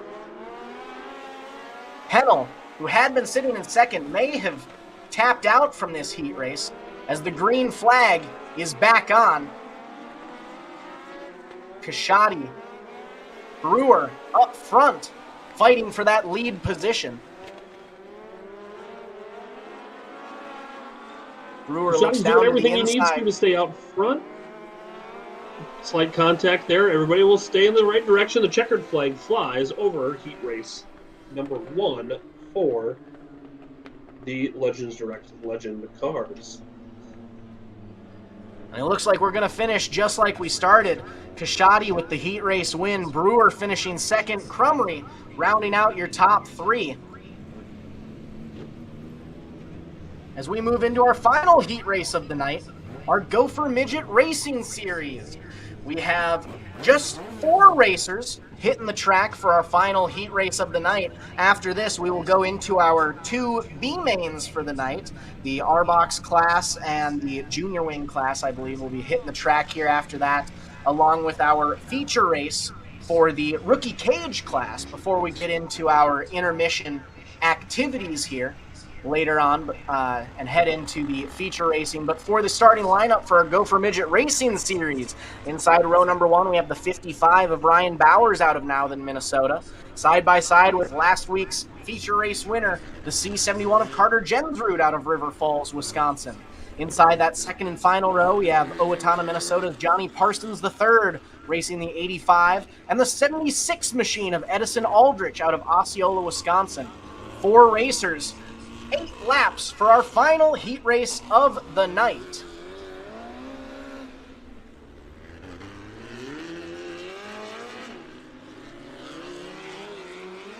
Going to give our racers a chance to warm up their tires, make sure they're all set and ready to go before we get back to some green flag action here momentarily. 2 very experienced racers in Ryan Bowers and Johnny Parsons III, and 2 still fairly new racers, we'll call them, with Edison Aldrich and Carter Jensrud. Ironically, the more, if you would say, experienced racers start on the inside of their respective rows, and the more green racers start on the outside of their respective rows, with Jensrud just now getting out to the racing surface after being in that first micro sprint race. We're going to give Jensrud a chance to get all refired up and in his correct starting order before we get back to some green flag action here. Up next, we'll be having our R-Box B main. We have 10 racers who will be making the call for that race, along with our Junior Wing B main, where we have 8 racers lining up there. And if anybody's wondering about the slight dip in car count this week with the Houston's High Bank Nationals going on, a few drivers and car owners unable to make the tow because of the High Bank Nationals, but there will be definitely more cars coming to the Thunder Hill Speedway along with the Gopher Midget Racing Series in the future here at the Thunder Hill Speedway and other facilities. So just 4 cars going 8 laps around with Ryan Bowers, Carter Jensrud, Johnny Parsons III, and Edison Aldrich as we go green. One of our racers not having the starting once, going to pull to the infield. Looks like that's the 85 of Johnny Parsons III. Moving inside. But didn't quite get far enough into the infield, so it's going to draw the caution here before we get to a full start in our Gopher Midget Racing Series class. I don't want to say it was intentional where he stopped, but it wasn't unintentional. Definitely. Looks like he's going to get a quick bump, and it also looks like that right rear tire is locked right now. Yeah, they're trying to get it engaged there. It engages to get the rear wheel spinning to turn that over. As Johnny now we'll give him a chance gets to that 85 going.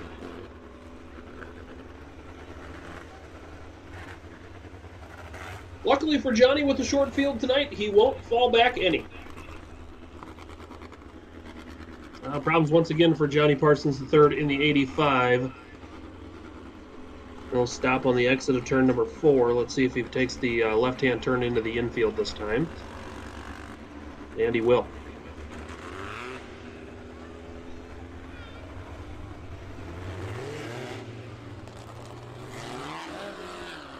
We started with 4, we're down to 3. As we're going to get relined up through turns 3 and 4.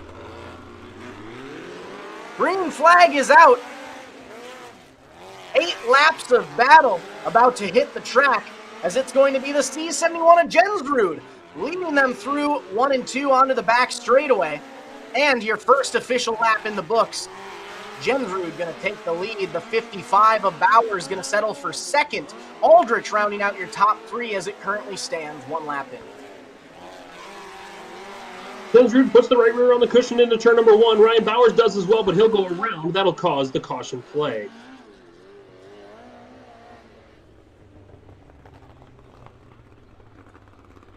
Three Jeff racers, Westphal outdoors, mono 55, and comes to mono, a stop.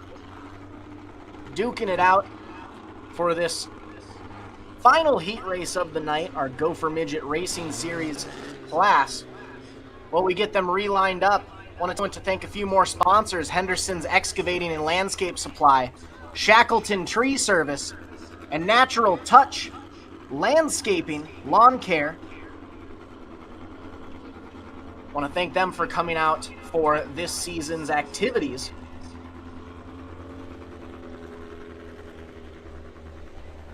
Byron Henningsen saying thanks once again for great announcing and camera coverage. Thank you, Brian, and everyone streaming live on MBTVsports.com for joining us here, not only this week, but every week for the 2025 QualityFreightRate.com Storm Series at Thunder Hills Speedway. We're happy to provide some free coverage for you folks who aren't able to make it to the races every week. And in addition, we want to make sure we send a big thank you to everyone in the grandstands as well. We love getting to announce to all of you folks, whether you're in the grandstands or live streaming the events for free from the comfort of your couch. We're happy to have everyone out here. We have a nice big crowd out tonight as we get another green flag for our Gopher Midget Racing Series class.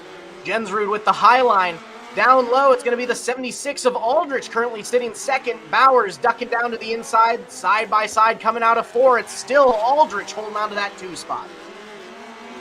Jensrud sets the pace in C71 out front. Good battle here between Aldrich and Bowers. Bowers right in the tire tracks of Aldrich in 76. Bowers in 55. Carter Jensrud continues to lead. 3 to go. 1.5-second gap between Jensrud and that battle for second and third, where there's just one cart length in between those two racers. Aldrich has it, Bowers wants it, as our top three racers have 2 laps left to go here for our final heat race of the night. Coming out of turn number 4, Jensrud's going to set the pace and hold on to that lead with the white flag flying. Bowers looked to the inside, but was unable to make a move. Carter Jensrud will pick up the win and go for Midget Heat Racing action. Edison Aldrich comes home in second, with Ryan Bowers in the third and final finishing position. That's going to bring a close to our heat racing action, which brings up next our B mains that we have. We have 2 B mains hitting the track here tonight. First things first, we're going to have our R-Box class hitting the track. 10 racers, 10 laps for our first of 2 B mains of the evening. And according to the My Race Pass app, just 2 transfer on from this B main. The lineup will look like this. Axel Frenholtz in the 20X starts to the inside of row number 1. Axel from Minnesota City. Thorpe, Wisconsin's Palmer Haas in 21 starts to the outside. Broxton Henning in 28. Broxton from Chippewa Falls, Wisconsin starts third. Also from Chippewa Falls, Bentley Larson. Bentley in the number 1 will start to the outside. Josiah Hoffbeck in the 17 will start 5th. Josiah from Randolph, Minnesota. Hudson, Wisconsin's Austin Hoover in the 777 will start in the outside of row number 3. Benjamin Bargender in the number 10. Benjamin from Marshfield, Wisconsin will start 7th. Doris LeBlanc from Downsville, Wisconsin will start 8th in 22.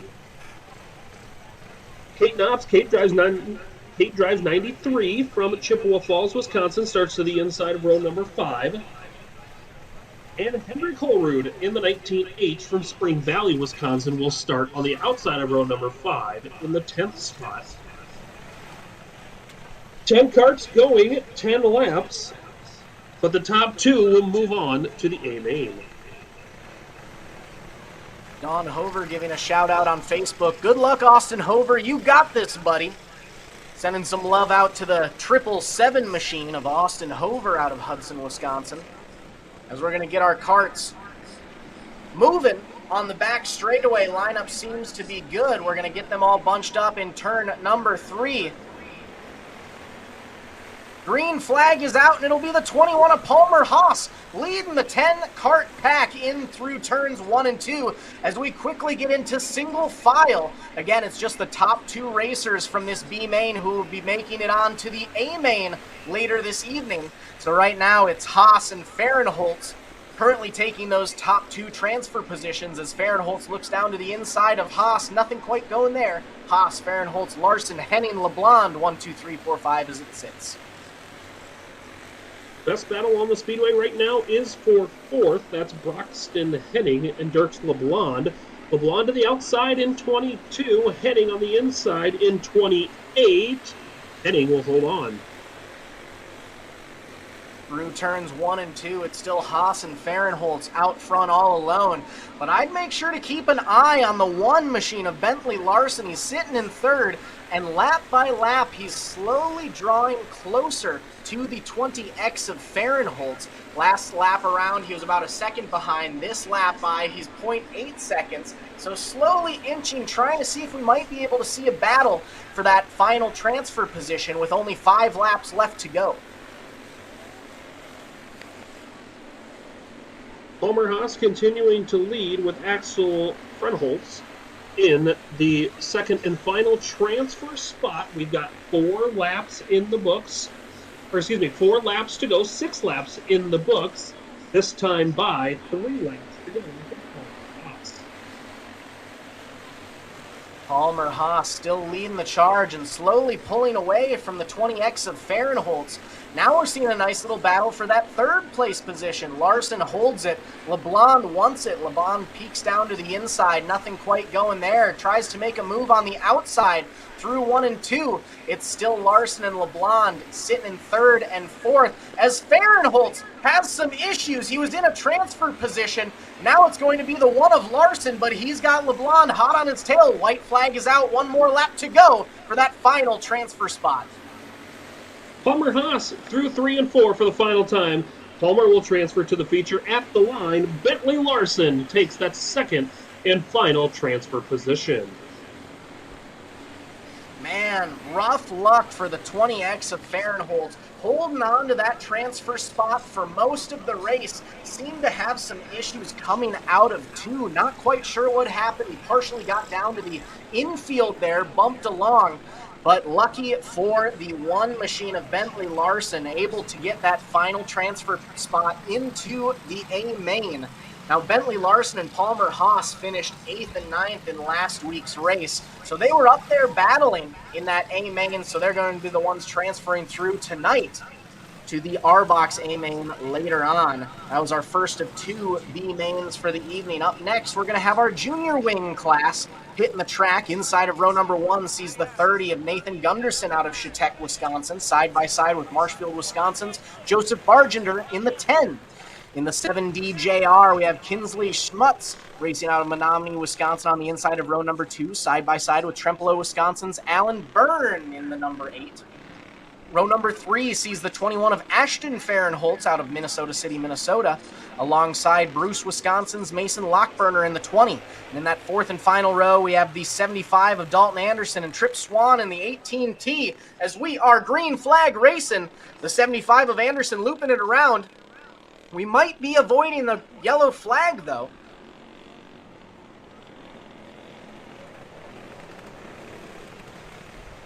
Not quite going to avoid that caution. We're going to re-rack and restack them here for a little bit better start to our second B main, the junior wing class.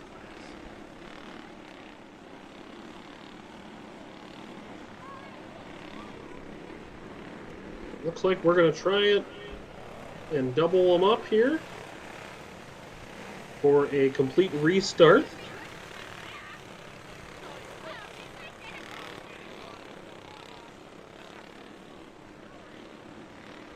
We're trying to get the 7D Junior up there.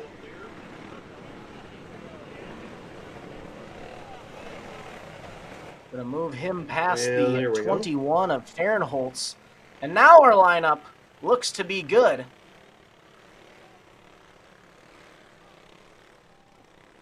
Looks like the 18T of Trip Swan seems to be a scratch tonight. But we're running them tight on the backstretch. Into 3. Green flag is flying. And it's the 30 of Nathan Gunderson setting the pace down the front straightaway.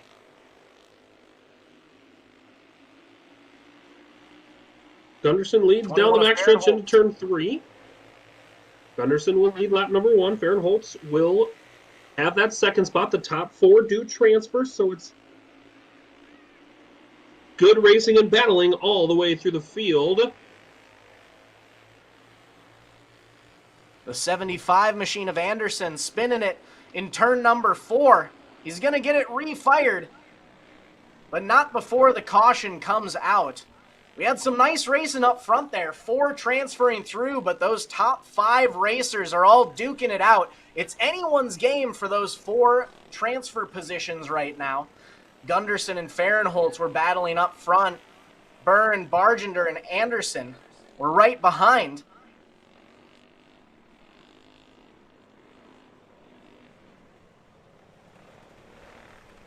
Looks like we will be opting for a single file restart, as we did get, I believe, 4 laps of action in there before that caution rolled out.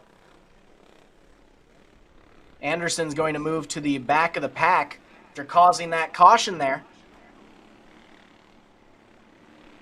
So it'll be Gunderson and Fahrenholtz leading them into 1. Fahrenholtz tries to duck down low.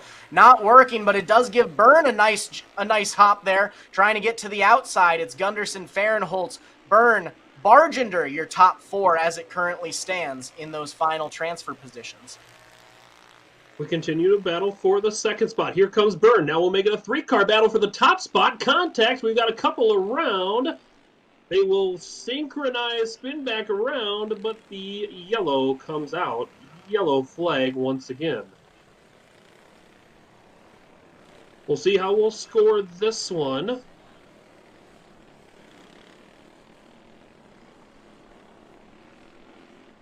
Now, one thing to keep in mind with this being a B main and having only 4 transfer positions, you will see those kiddos fighting it out as much as they can here in the junior wing class to try to get into that ever coveted A main that we have later on this evening. So they're going to be giving it their all. You can see in the replays there, bumping and banging in those top spots, sends Gunderson around. Green flag is out though. Looks like both the 10 of Bargender and the 30 of Gunderson moving to the back of the field, which leaves Byrne and Fahrenholtz up front all by themselves. Fahrenholtz going to be your early race leader. Byrne sitting in second. Lockburner rounding out your top 3. Dalton Anderson in the 4th spot, in that 4th and final transfer spot. Bargender runs in 5th. Now Bargender looked to the inside, unable to make a move with Fahrenholtz out front in 21. Now that's the spot to watch right now, as that is the final transfer position into the A main. The 75 of Anderson wobbles a bit. That gives Bargender the chance that he needs to sneak down low. Bargender now into that 4th spot. Anderson not going without a fight though. Side by side, Anderson down to the inside. He's back into that transfer position as the white flag is out. One more lap to go. Fahrenholtz out front's going to have the win. Byrne will come home second. Lockburner third. At the line, it's going to be the 75 of Anderson picking up the 4th and final transfer. Anderson from the back row, able to secure that final transfer position, even after spinning out a couple times there. Nice to see Anderson able to make the call there and move up into that A main that we will be seeing later on this evening. One last race before we get into our intermission for the evening, as we have our rookie cage class about to hit the track here for their main event coming up. 9 racers in the rookie cage class tonight. Colin, I'll let you take over the starting lineup for the youngsters. Your first A feature of the evening will look like this. The drivers on track will be Theo LeBlanc in the 22. Theo from Downsville, Wisconsin. Brooklyn Demo from Owatonna, Minnesota, out there in the 11. Briar Whitaker in the number 37 junior. Also out there, Jack Smith in the 16. Jack from Fall Creek, Wisconsin. Boyd, Wisconsin's Mila Baker in the 60 junior out there. Area Johnson in the 0 from Black River Falls, Wisconsin out there as well. Julian Logsletter from Colfax, Wisconsin, driving the 13. Joey Moulter from Bruce, Wisconsin in the 13X. And then Sam Pettit, Sam from Winona, Minnesota, in the 5S. Those are your 9 karts out there competing in tonight's Rookie Cage Division A main, as we'll go 10 laps. And green. Now, as a reminder, we run this rookie cage class a little bit differently than the rest of our classes here at Thunder Hill Speedway. Now, these are all going to be youngsters who are brand new to the sport, so we're really just letting them get a taste of what racing is like. It may be their first time racing in pack together on a track. It might be their first time on a track, or for some of our racers, such as the number 0 machine out of Black River Falls, Wisconsin, Aria Johnson, it's some of these racers' first race ever. Johnson, first coming out here tonight, making the haul out from Black River Falls, Wisconsin. Excited to see her come out for her first feature race.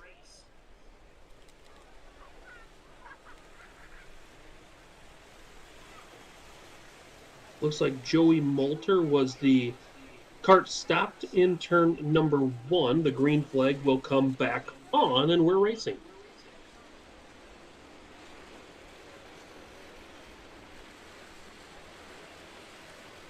Nice single file action throughout the field in the rookie cage class. And we do get some good side-by-side action right there. Right now you can see the 22 machine of Theo LeBlanc setting the pace out of Downsville, Wisconsin. But we've got a 3-rider battle just ahead of him.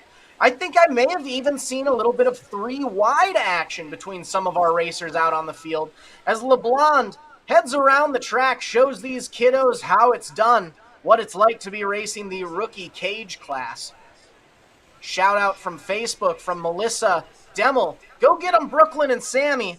Always giving the love to the racers that are out there on the track. Brooklyn Demmel racing the 11 machine tonight. Sammy Pettit racing the 5S out of Winona, Minnesota. There we see a little push for the 16 machine of Jack Smith. Going to get him back to safety in the infield. Nice look at the Synergy Cooperative sign there on the infield. Tonight's sponsor. Happy to have Synergy Cooperative along for the ride.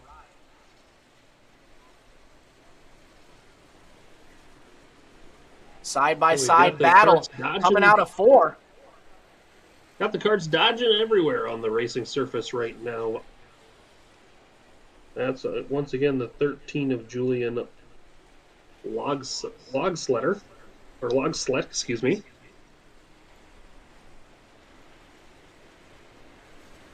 Yeah, that one will have to get pushed to the infield as well. Julian's going to try and hop the berm over there in turn number 4 to get to the infield. There's some nice action. 5 racers all next to each other battling it out. We even had 6 racers there side by side for a moment.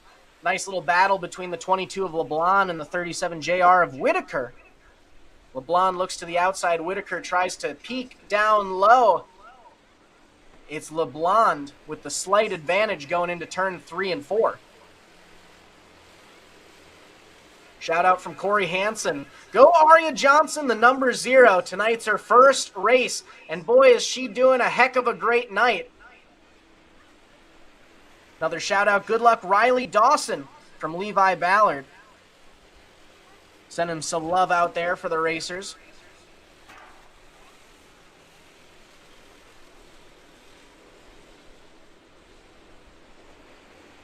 There's a nice shot of the 0 of Aria Johnson.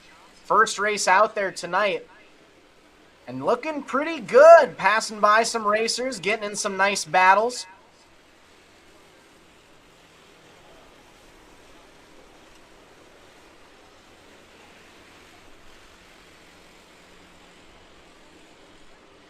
The future of our sport out there. Showing them how it's done. Now these are youngsters just 5 to 7 years old. Shout out, let's go Sam Pettit, the 5S out of Winona, Minnesota, one of the racers here in the rookie cage class.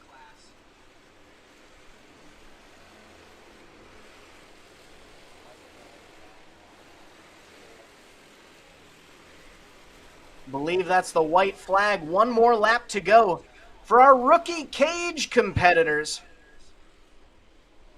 Learning what it's like to be out on the Thunder Hill Speedway 6th mile track.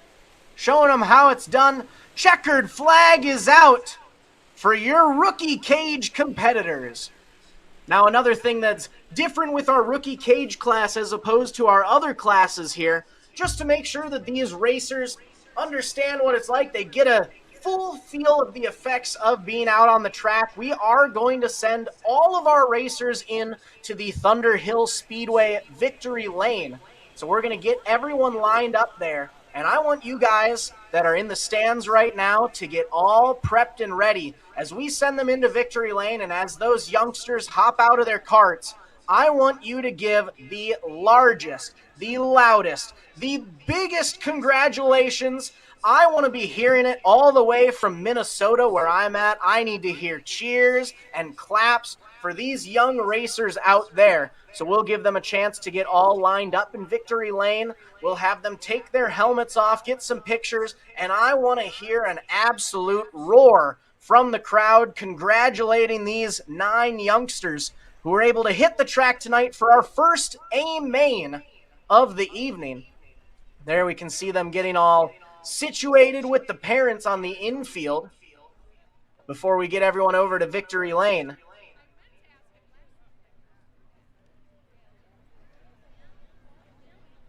Mom and dad's helping them out.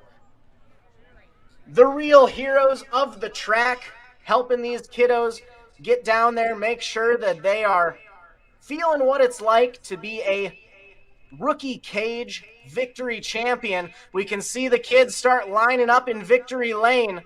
And like I said, folks, I want to hear the loudest cheering and congratulations that you can. Let's give it up for the first time for our rookie cage competitors.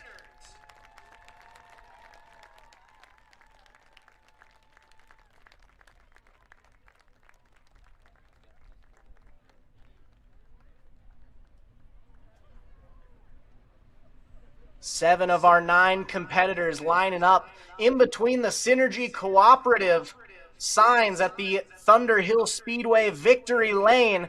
There we have our 8th competitor. I think we have one more. Getting a nice high five from the flagman down there. One more of our racers, I believe, making their way up. And just like that, all 9 of our competitors here. Let's hear it one more time for our rookie cage racers.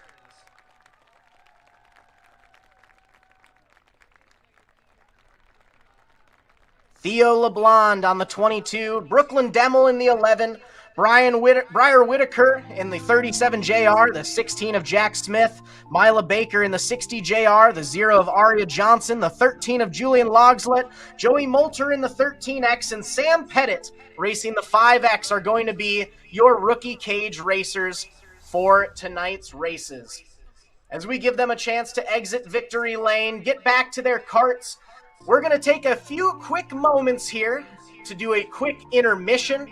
For those of you in the grandstands, feel free to get up, stretch your legs, grab some food from the concession stand, run to the restroom. For those of you live streaming tonight's events for free on MBTVsports.com, we're going to hear a quick word from our sponsors before we get back to some green flag action here momentarily.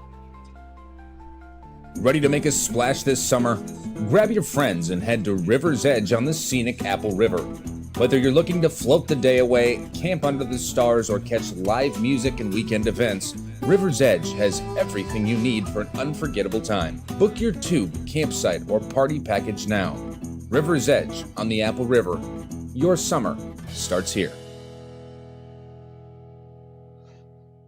With over 40 years of experience producing quality racing components, we're excited to unveil the Kevco Drive Shaft. Our Kevco Drive Shafts are 100% made in the USA from USA-sourced materials. We have developed our drive shafts using precision machine yokes that offer more clearance with higher strength than any other shaft on the market. Our yokes are then zinc-plated black for long-lasting protection. All our drive shafts are meticulously hand-built and balanced on our brand-new Superior Driveline Shaft Master drive shaft machine. Every carbon fiber Kevco drive shaft comes loaded with Spicer 1310, solid-body, non-greasable universal joints for superior strength. We offer U-joints, U-bolts, slip yokes, and anything you may need for your drive shaft.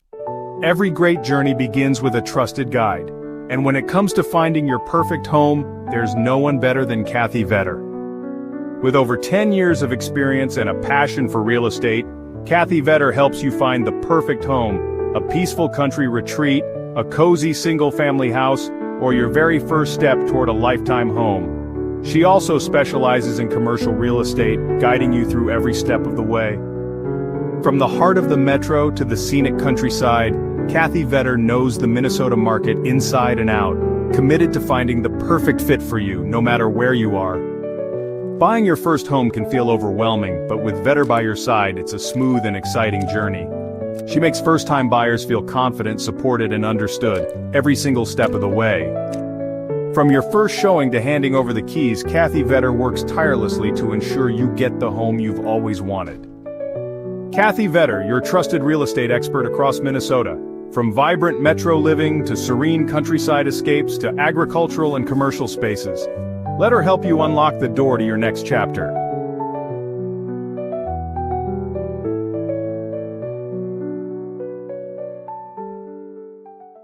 When you've got to ship it from anywhere to anywhere, QualityFreightRate.com. the LTL Freight Logistics Specialist for your small business. QualityFreightRate.com. We simplify shipping, eliminate those surprise charges, and negotiate the best rates from most LTL qualified carriers. QualityFreightRate.com. Special residential and liftgate rates available for automotive and ag implements. QualityFreightRate.com. Use the promo code ICE and get 10% off your first shipment. Startup is so easy. Get a quote and ship today. QualityFreightRate.com. Get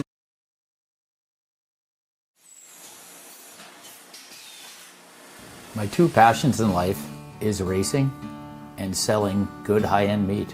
So my grandfather came here from Germany back in the late 20s. He decided to open his own shop in 1951. He had all the recipes, he had all the talent. His father was a meat guy. His father's father was a butcher. They weren't football players, basketball players.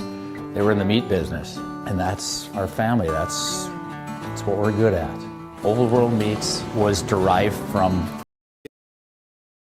It's Fest at River's Edge.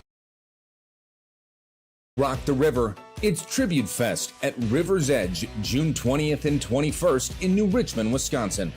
2 days of epic tribute bands including Metallica, Foo Fighters, 2 Minutes to Maiden, and more. Hosted by comedian Kimberly Ashland, this is an all-ages event with music starting at 3 p.m. Want free tickets? We're giving them away tonight at Thunder Hill Speedway and this Friday and Saturday at Cedar Lake Arena. VIP and GA tickets are also available at appleriver.com/events. Concerts, tubing, camping, and non-stop fun. Don't miss Tribute Fest 2025, only at River's Edge. Ready to make a splash this summer? Grab your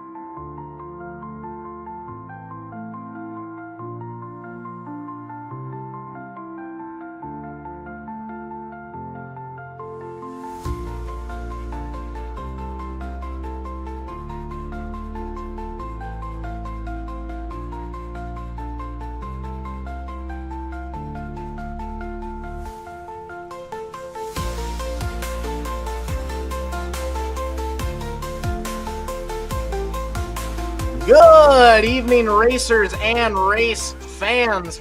We're just finishing up with our quick intermission that we had there in between our heats and B mains and our A main events here.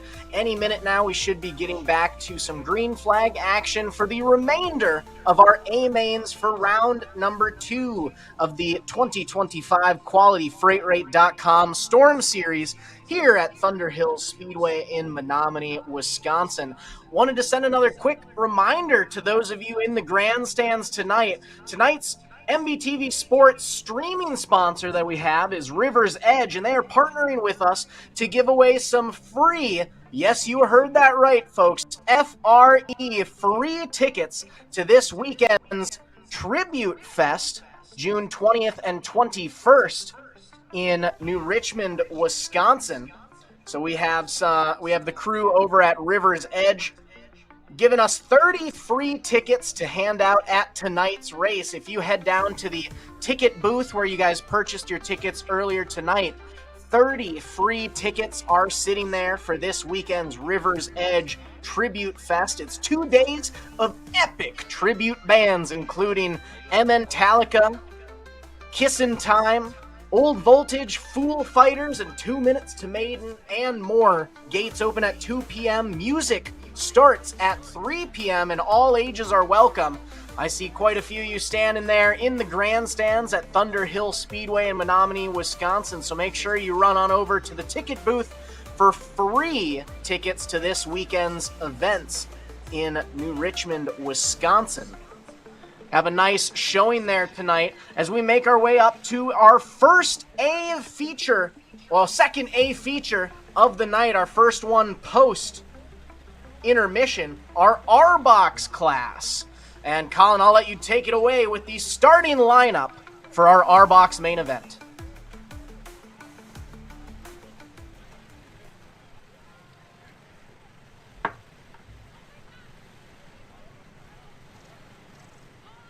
Starting lineup is going to look like this. On the inside of row number 1, we have the 4 of Luke Pettit out of Winona, Minnesota, side by side with the 60 of Levi Haas from Boyd, Wisconsin. Row number 2 sees Henry Junker racing the 36 from Stanley, Wisconsin, and Wheeler, Wisconsin's Harper Halopka in the 23. Row number 3, we have the 44 of Levi Anderson out of Elk Mound, Wisconsin, and Otto Erickson racing the 32. Oakley Booth in the 16, Barrett Evans in the 88E in row number 4. Row 5 is the 95 of Sullivan Thill and Brantley Langer in the 34, and inside that 6th and final row, we have our 2 transfers from the B main, the 21 of Palmer Haas from Thorpe, Wisconsin, and the 1 of Bentley Larson out of Chippewa Falls, Wisconsin. We're going to give our racers another lap or so to line up, make sure everyone is in their correct starting order before we get back to our first green flag post-intermission. Heat race winners earlier today were the 4 of Luke Pettit, who's sitting on the pole, the 36 of Henry Junker on the inside of row number 2, and the 23 of Harper Halopka on the outside of row number 2. 12 racers for 12 laps in our R-Box A feature.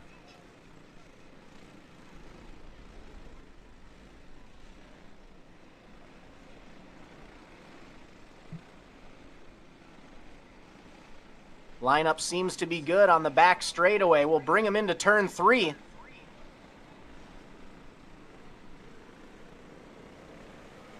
And let him loose. Green flag is flying, and it'll be the 60 of Levi Haas leading him into turns 1 and 2. Nice side-by-side battle. We might be making it a 3-cart battle for 2nd, 3rd, and 4th. The 4 of Pettit has it. Right behind him, he's fighting off a battle between the 36 of Junker, as we have 3 carts going around, one just barely keeping it up on 4 wheels. Looks like that's the 1 of Bentley Larson getting hooked up with the 21 of Palmer Haas.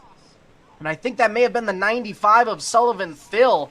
All 3 of those carts hooked coming just out of turn 4. Larson got very lucky there, almost got up on their side, but were able to hold on.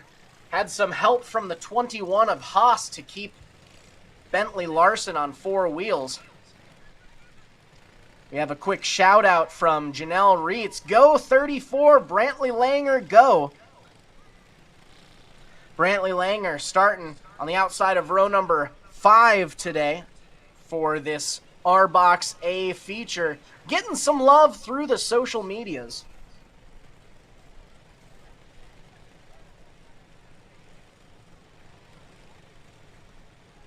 Another Facebook shout out, this time from Brittany Thill. Good luck, Sully. Getting those checkered flags. Sullivan back up and running after that little skirmish there coming out of turn number 4. Going to get relined up in the correct starting order. We're going to have them all pause in turn number 1. Now, as a quick reminder, we had our rookie cage class out there earlier. Those are the real youngsters. But keep in mind, these R-Box racers are also pretty young themselves. So we're usually going to bring them to a stop somewhere on the track just to make sure they're lined up correctly. Looks like the 21 of Palmer Haas, after transferring through with the win in the B-main, fortunately going to be pulling off to the side there. Looks like Palmer Haas's night has come to an early close.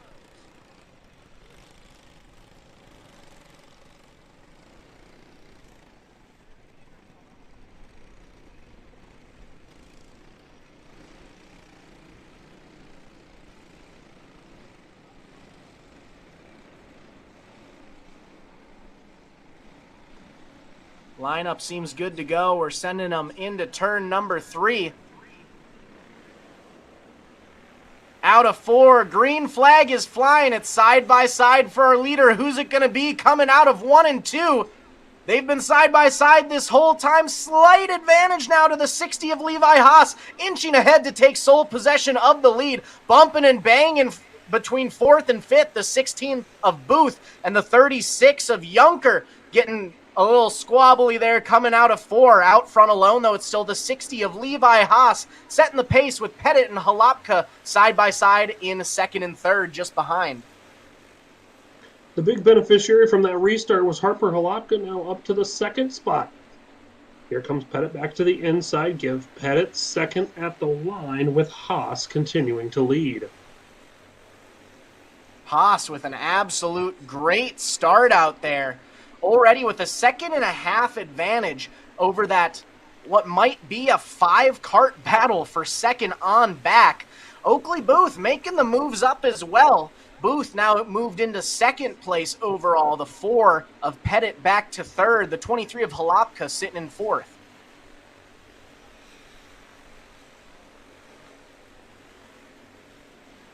Good battle continuing for the 3rd spot with Pettit and Halapka. Last time by, Haas's lead was just over a 2nd, now just under a 2.5 for the number 60.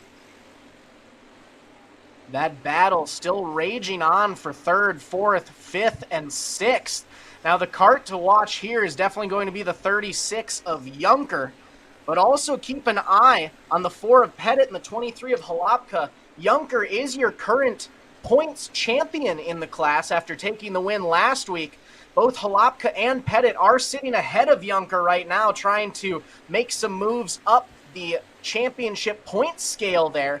As long as things stay as they are tonight, we might be seeing some potential movements in the season-ending points. Halapka looks down to the inside of Pettit, trying to make a move for that 3rd and final podium spot. Pettit's going to shut the door, as we now have a battle up at the front between our top 2 racers, Haas and Booth. Just barely over a 1/3 of a second that time by was Levi Haas leading Oakley Booth. This time by the lead, 0.286 seconds. Oakley Booth now looks to the inside down the back straightaway into turn number 3 for the lead. White flag is out. One last time onto the front straightaway. Checkers are going to fly, and I believe just barely it was the 60 of Haas taking the win, holding on from the beginning with a hard-fought last lap battle there with Oakley Booth. He went from a 2.5 behind up to 0.037 seconds. That is 1/20th of a second, differentiating the top 2 racers. But at the end of the day, there can only be one, and he's going to be pulling into the Thunder Hill Speedway Victory Lane, sponsored by Synergy Cooperative.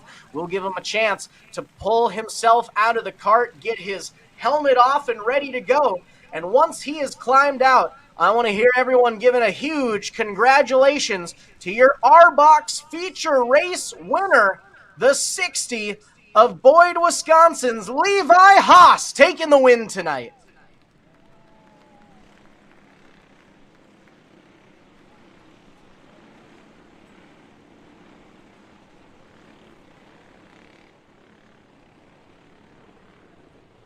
Now that he's out of his cart, one final time, let's give another congratulations for your feature race winner, Levi Haas, in the 60, as he starts to climb up onto the top of his cart. He's going to pull out that checkered flag, pump those fists in the air. Let's give him another round of applause, ladies and gentlemen.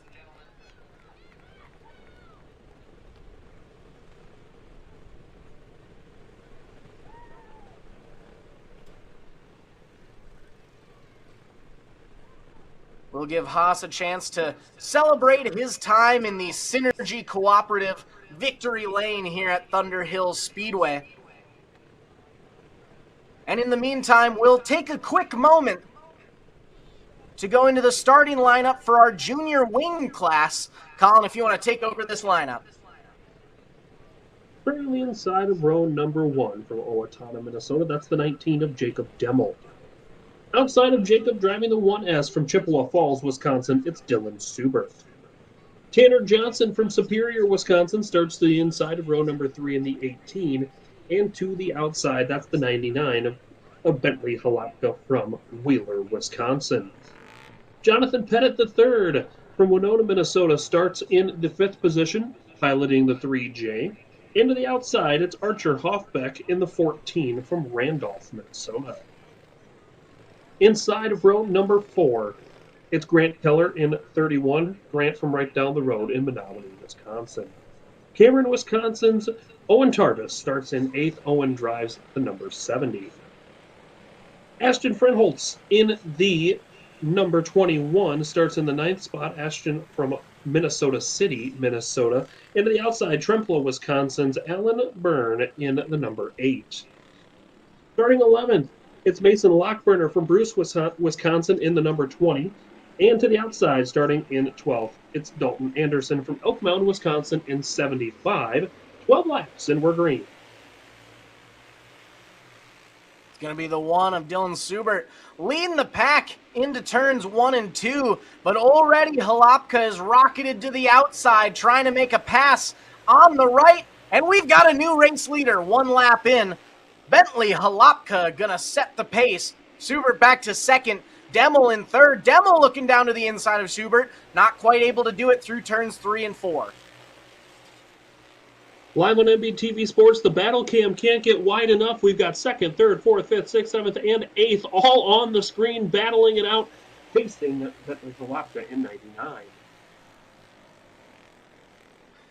Caution flag does come out. It looks like Anderson in the 75 on the back straightaway. There he's on screen now in that 75. He'll take the tail of the field as we've got 2 laps in the books and 10 laps remaining. Man, just 2 laps in and we have already had some great racing action. Like Colin had pointed out, there was one point where we had a full-on 8-cart battle for position there. Like you was saying, the battle cam just couldn't zoom out far enough to get all of those racers in there, and they were all battling back and forth. It wasn't just, close racing action. We had some nice side-by-side battles going there, including that battle up at the top of the field. Levi Ballard giving the good luck. And Jacob, as we get back to green flag action next time by, single file, it's going to be the 99 of Halapka, setting the pace into turn 3. Halapka brings us to the green in 99. Good start down the front straightaway. Now here comes Demmel to the back bumper of Subert. Subert running 2nd. Now Grant Keller moves up to the 5th position and looking for more on the inside of Jonathan Pettit III as we've got 1 around. That's Tarvis in 70, who will keep going as we stay to the green. Coming back around through turns 3 and 4, bumping and banging between Subert and Demmel. Demmel trying everything he can to get up to that second place spot, and he's able to make the pass stick this time by. Demmel now up to second as we got a 3-cart battle for third, or for fourth, fifth, and sixth. Now turning into a 5-cart battle for fourth on back. It's currently the 14 of Hoffbeck leading it. Right as I say it, Hoffbeck goes around along with the 3J of Pettit the third. We're going to get them back up and running, but not before the caution comes out. So we'll slow them back down, re-rack them, restack them, and those intense side-by-side battles will be back in just a moment. We're just about halfway through our junior wing A main, and it's Halapka, Demmel, Subert out front leading the charge. The big benefactor of that double spin was the 31 of Grant Keller. Keller chose the bottom line to look to the inside of Archer Hoffbeck, and that was the right decision by Keller, as both of those two above him went around. So Keller will move up into the fourth running position when we go back to green flag action.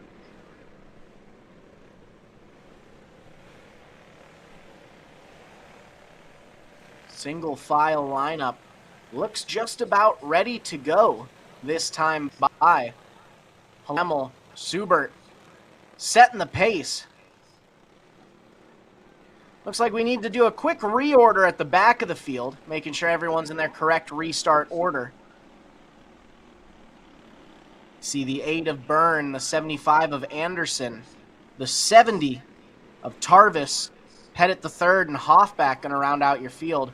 Little bumping and banging there as Anderson goes around. Anderson's going to come to a stop there in between turns 3 and 4.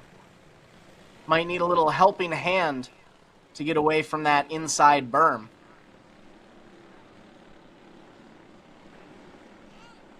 One of our track workers at the scene, ready to go. Anderson is back up and running, so he's going to pull back in at the rear end of the field.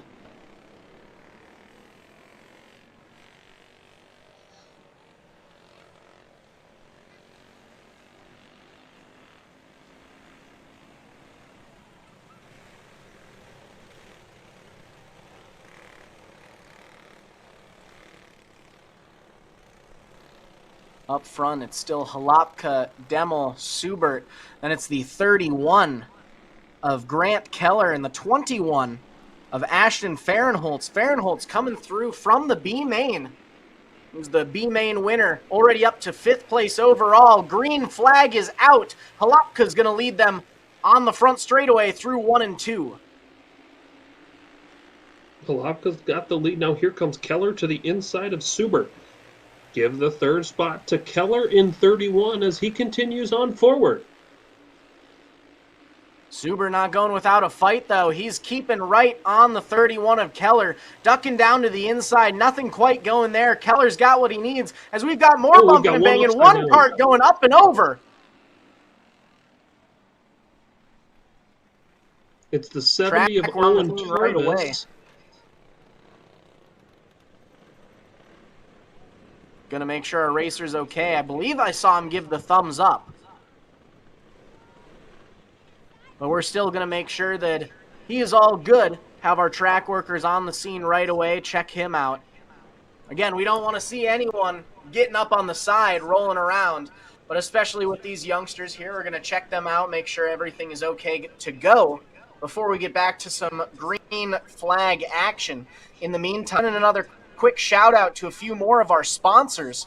Olson Funeral Home, Hollywood Tan, K1 by RB, Ace, Fleet Farm, and Snap-on.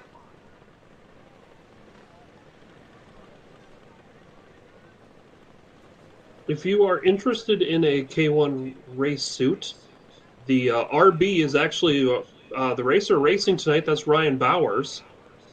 So if you are interested in a K1 race suit, Ryan Bowers is the guy to talk to, and he's on site this evening.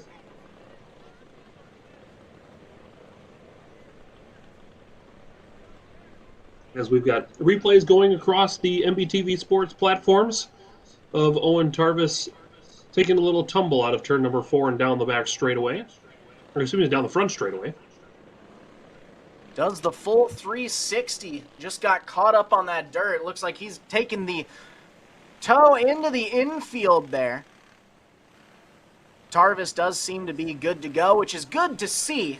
Always happy to make sure that our racers are all fine after a roll like that. Nothing we want to be seeing here at Thunder Hill Speedway, but our track workers right on the scene, making sure everyone is okay, which is awesome.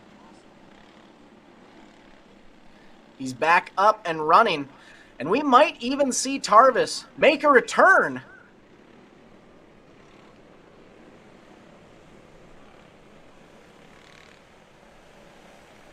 As we'll get the field in the proper starting positions next time around, we will see the green flag and go back to racing action with 5 laps remaining, 7 laps down. Bentley Holopka has led the whole way in 99 as Bentley sets the pace into turn 3 and 4, and we are back to the green.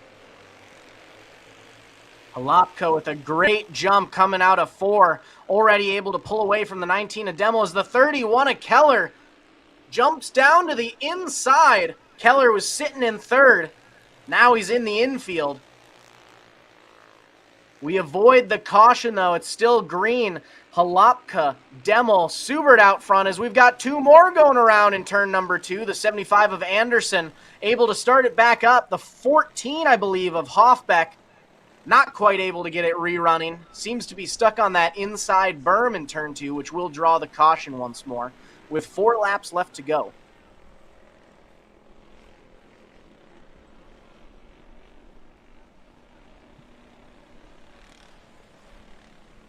Hoffbeck does draw the caution in 14. Holopka's led once again the whole way. We did get a lap in the book, so we've got 4 laps remaining for the 99 of Bentley Holopka out front, with Jacob Demo running 2nd, Dylan Subert 3rd, Ashton Fahrenholtz in the 4th spot, and Tanner Johnson now in 5th.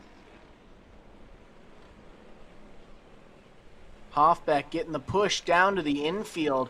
Seems as though Hoffbeck's night has come to a close.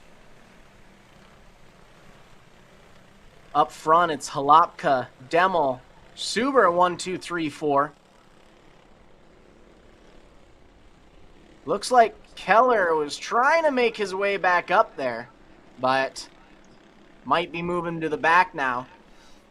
Subert sitting in 3rd. Fahrenholtz from the B main up to 4th now. And it's the 18 of Tanner Johnson rounding out your top 5 for your restarting order.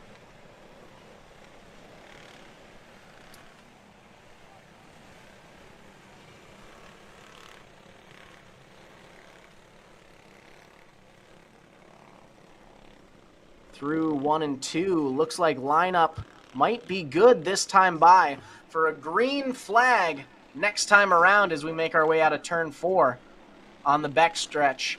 Down into turn 3. Green flag is out, and we are Junior Wing Racing. Holopka setting the pace down the back straightaway. Demel in 2nd.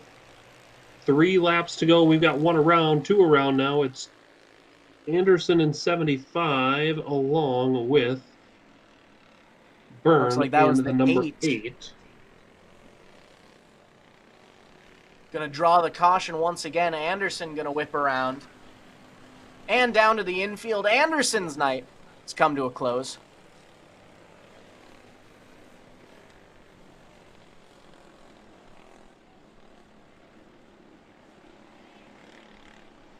Looking not too happy on the infield there.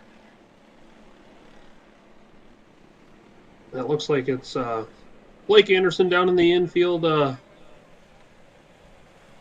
trying to point out with some hand signals something to the officials, but to no avail. Up front for 0 a restart, it's still going to be Holopka, Demel, Subert, Fahrenholtz, Johnson, 1, 2, 3, 4, 5. as we make our way through turn number 3. Coming out of 4, green flag is flying. Halopka going to lead the pack into 1 and 2.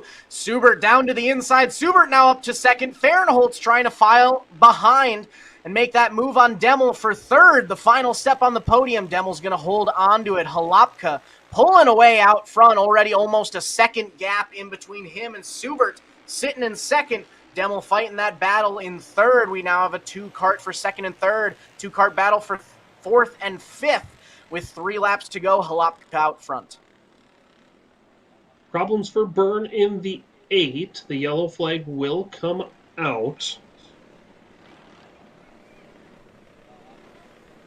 We will get the field back in their proper running order once again.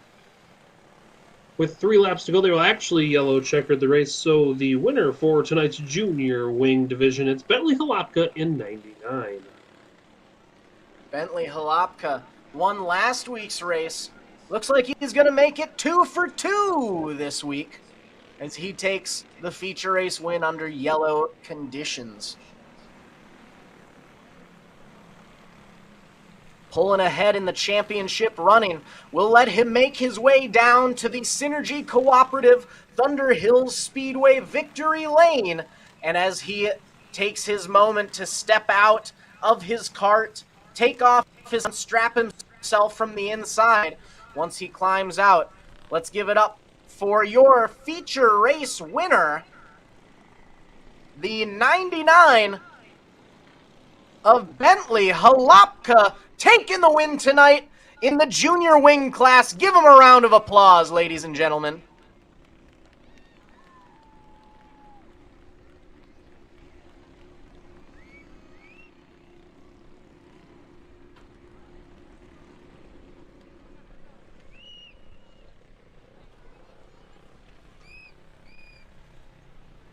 A good family moment down there in Victory Lane.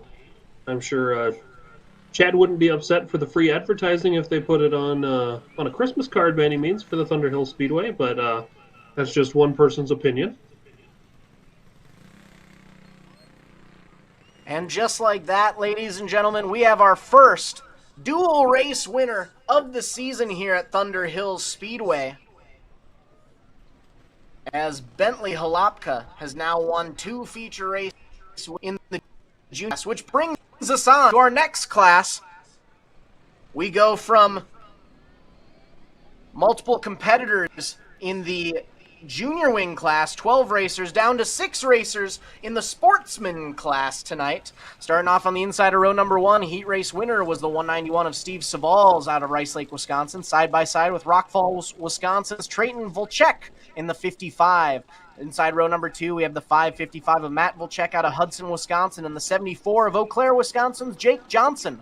Inside that third and final row, racing the 25 from Cumberland, Wisconsin, Ramon Perez, side by side with Ashton Henchen, piloting the 88 out of Rock Falls, Wisconsin. 6 carts, 12 laps for our Sportsman feature, taking the green flag.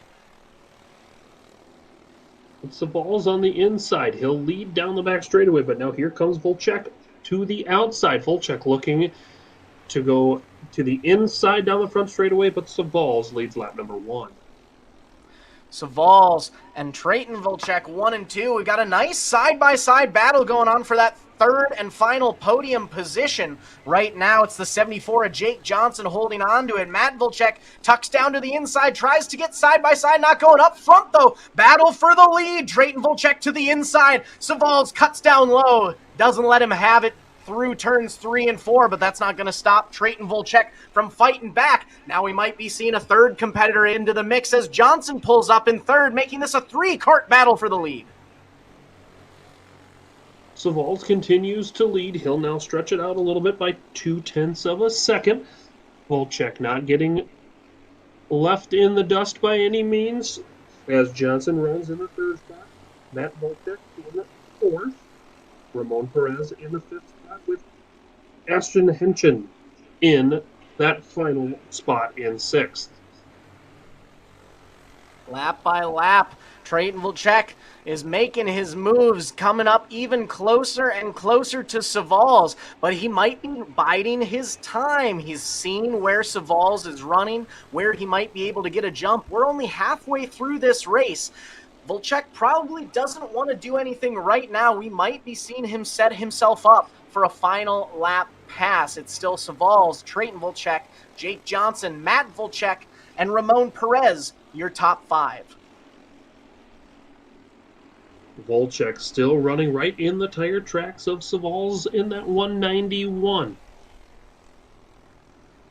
Volchek waiting for any sort of mistake now. He'll come right to the back bumper of Savalls. Through turn 3 and 4 for another time. 2 laps to go. Battle heating up for the lead. Side by side into one. Volchek hits the inside barrier, loses a little bit of ground with only 2 laps left to go. They come out of turn 4. White flag is out. 1 more lap for Steve Savalls. Is Volchek going to be able to make the pass with 1 lap left? He comes to the outside on the back straightaway, tucks it down low to the inside through 3 and 4. Drag race to the line, and it's going to be Steve Savalls taking the win today in the 191. Trayton Volchek going to have to settle for second, and it'll be Jake Johnson rounding out your podium as he makes his way up to the Synergy Cooperative Thunder Hill Speedway victory lane. We may have seen a change in the point standings here. Savalls was currently sitting in 3rd going into the night, but as he pulls into the victory lane, give it up for your feature race winner, Steven Savalls.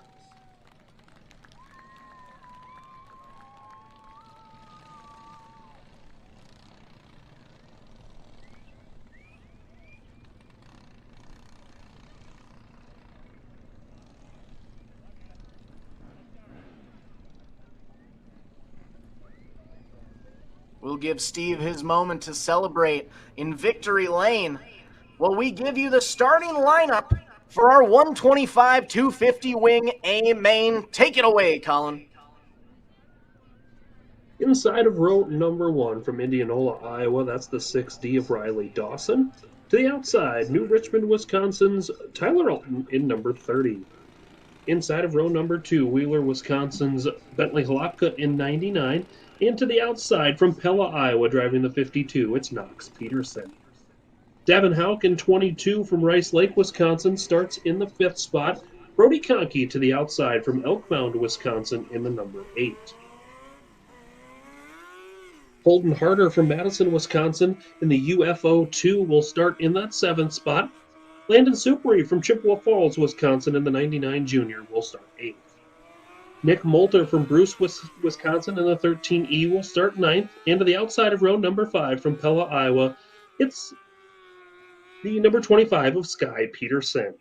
Starting in the 11th spot from Cadet, Wisconsin, in the 2.0, it's Jackson Helland. And to the outside from Downing, Wisconsin, Blake DeSmith in the 66B.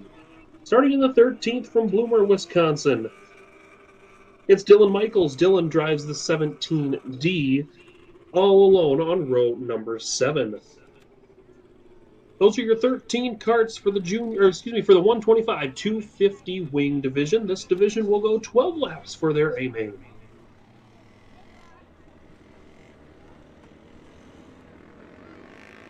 As we pull out onto the track, another quick moment to thank our sponsor for tonight, Synergy Cooperative. Want to give a big shout out to them. Agronomy, grain, feed, refined fuels, and propane are hallmarks of Synergy Cooperative. Convenience stores, tire and repair shops, hardware stores, and a farm equipment, parts, and dealership of LS tractors and TYM brands are a part of the cooperative, along with well-known and respected brands such as Cenex, A&W, and Subway, offering their customers a wide variety of retail shopping, along with a full-service restaurant in Menominee and a barbecue, restaurant, coffee, gift shop in Birchwood. Synergy can help you with any of your retail or agricultural needs. Synergy Cooperative, tonight's headline sponsor for round number 2 of the 2025 Storm Series here at Thunder Hill Speedway in Menominee, Wisconsin.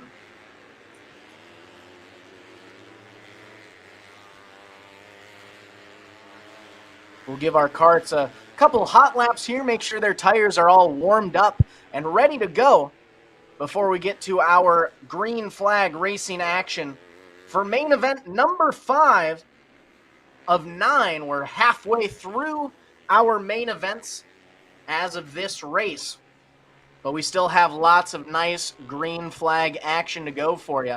We're going to give our carts a moment to line up here, make sure everyone is in their correct starting order, as Riley Dawson, your current points champion, will be starting off on the pole side by side with Tyler Alton, currently sitting third in the points. The 22 of Davin Hawk sitting in second in the points, going to be starting inside of row number 3. Lineup seems to be good as we make our way through turns 1 and 2. Onto the backstretch, we're going to get tight, ready to go for racing. Making our way into turn 3. Coming out of 4, green flag is out, and a nice jump from mid-pack. 3 wide through 1 and 2 for the top spot. And it's the 22 of Davin Hawk with the early race lead as he spins it coming out of 4. Davin Hawk was looking for a nice jump, not going to do it, and going to cause a caution. Most likely heading to the back of the field, not what Davin Hawk was looking for tonight.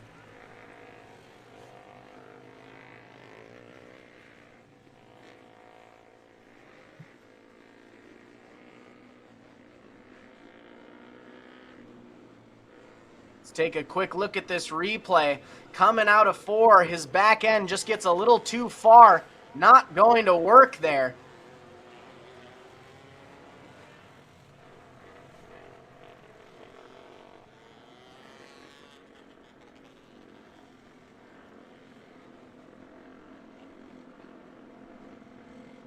Three wide side by side at the front. And Davin Hawk in the wrong place at the wrong time.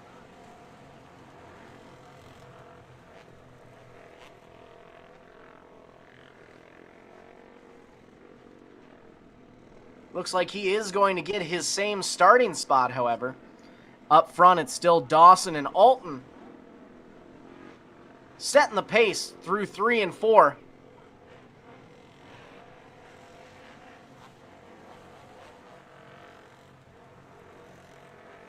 Gonna take another lap here before we go green. Just make sure everyone is correct in their starting order. Dawson, Alton, Halapka, Peterson, Hawk, Conkey. Green flag is out. 3 wide through turns 1 and 2 at the start. A nice rocket shot for Riley Dawson, setting the pace here. Sitting in second with a slingshot move on the outside. The 30 of Alton gets up side by side when we have 2 carts spinning around in turn number 4. I see the 251 machine. Or the 25, my apologies, of Peterson is one of those carts going around in turn 4. Can't quite see from this angle who that second cart is.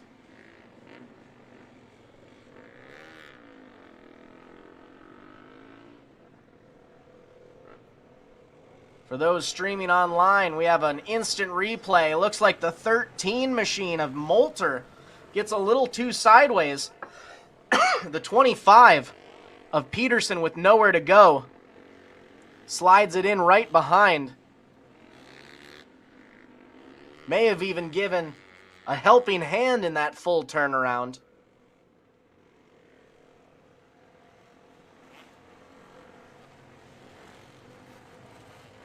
Single file restart going to take place, as we haven't even gotten a full lap in the books yet. 2 cautions, 0 laps for our 125-250 wing class.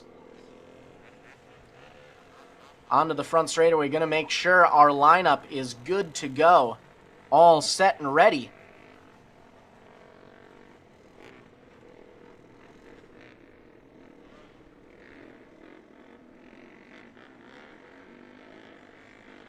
Dawson is going to lead them into turn 3. Green flag is out, and a great start for Dawson there as he's able to pull away from the rest of the field ahead of that two-rider battle for second and third between the 30 of Alton and the 22 of Hawk. As we have another cart going around, this time coming out of 2, it's the 99 machine. Landon Supri racing the 99 Junior. He's going to get a little bump start from our track crew.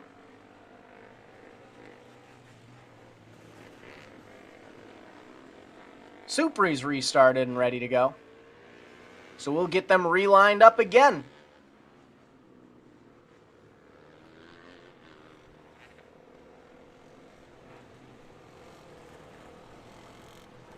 Dawson, Alton,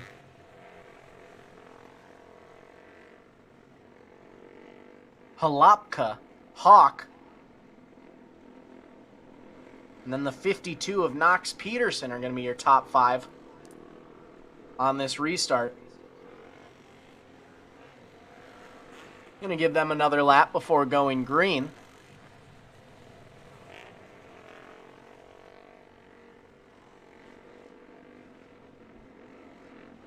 Single file on the back stretch. Dawson's going to lead them through 3 and 4. The hammer is down. Hawk with a great jump.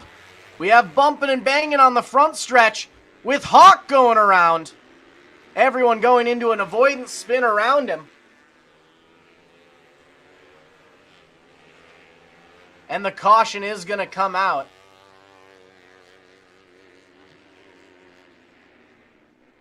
This has been an absolutely wild start to the 125-250 wing division feature without even a lap in the books yet.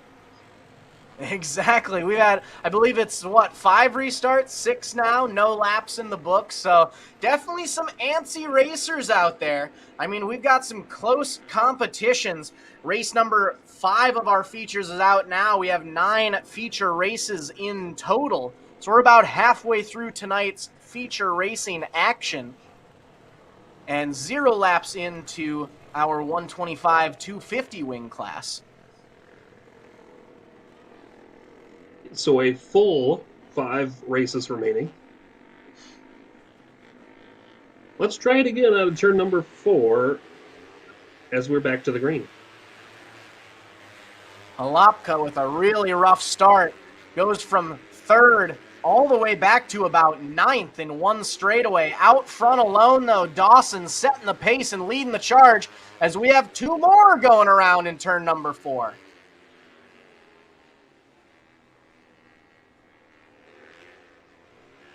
It looks like Nick Moulter in the 13 that stopped in turn number 4. We'll see if we are able to count that lap or if it will not be scored.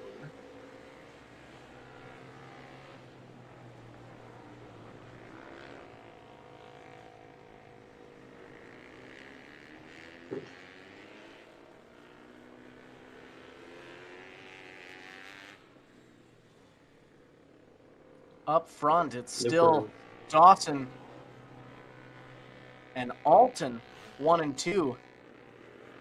Halapka with the real luck on his side as he had been off the pace on that last restart. Went from 3rd all the way back to about 9th or 10th. So he definitely got the saving grace he was looking for there. He's able to retake his starting spot back up in 3rd. Just behind him, the 8 of Brody Conkey. Sitting in 4th, the 52 of Knox Peterson. Peterson moving ahead of Conkey, my bad. Peterson 4th, Conkey 5th. Making sure the lineup is good to go.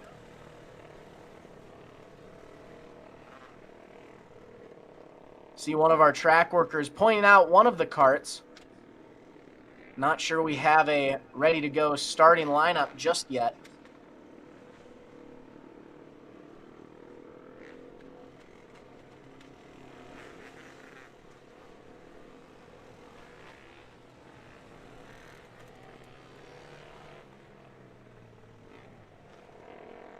Dawson, Alton, Halapka, Peterson, Then it's the UFO 2 of Holden Harder, the 8 of Conkey, the 22 of Hawk.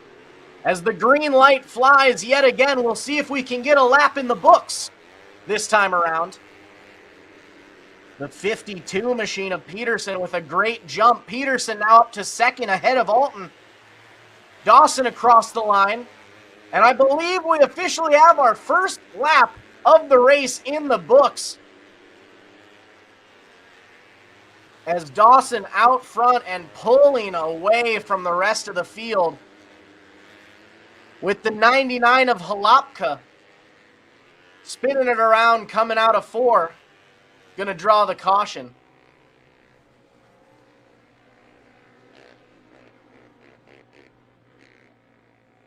We were fortunate enough to get a lap in the books.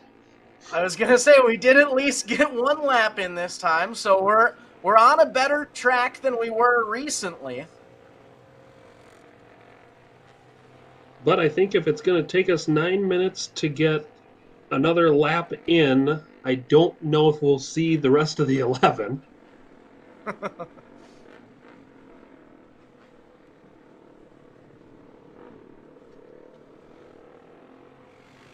We're going to let our carts go by before we get the 99 of Bentley Halapka all situated.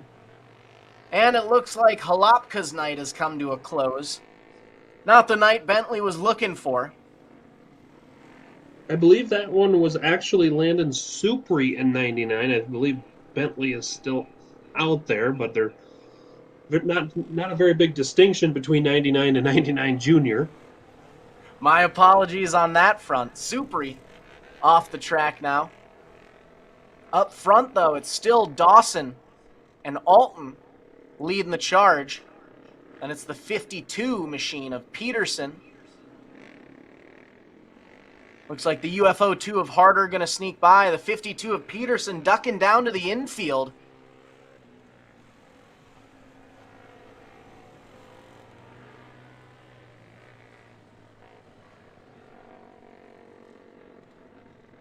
Checking in with the track crew there.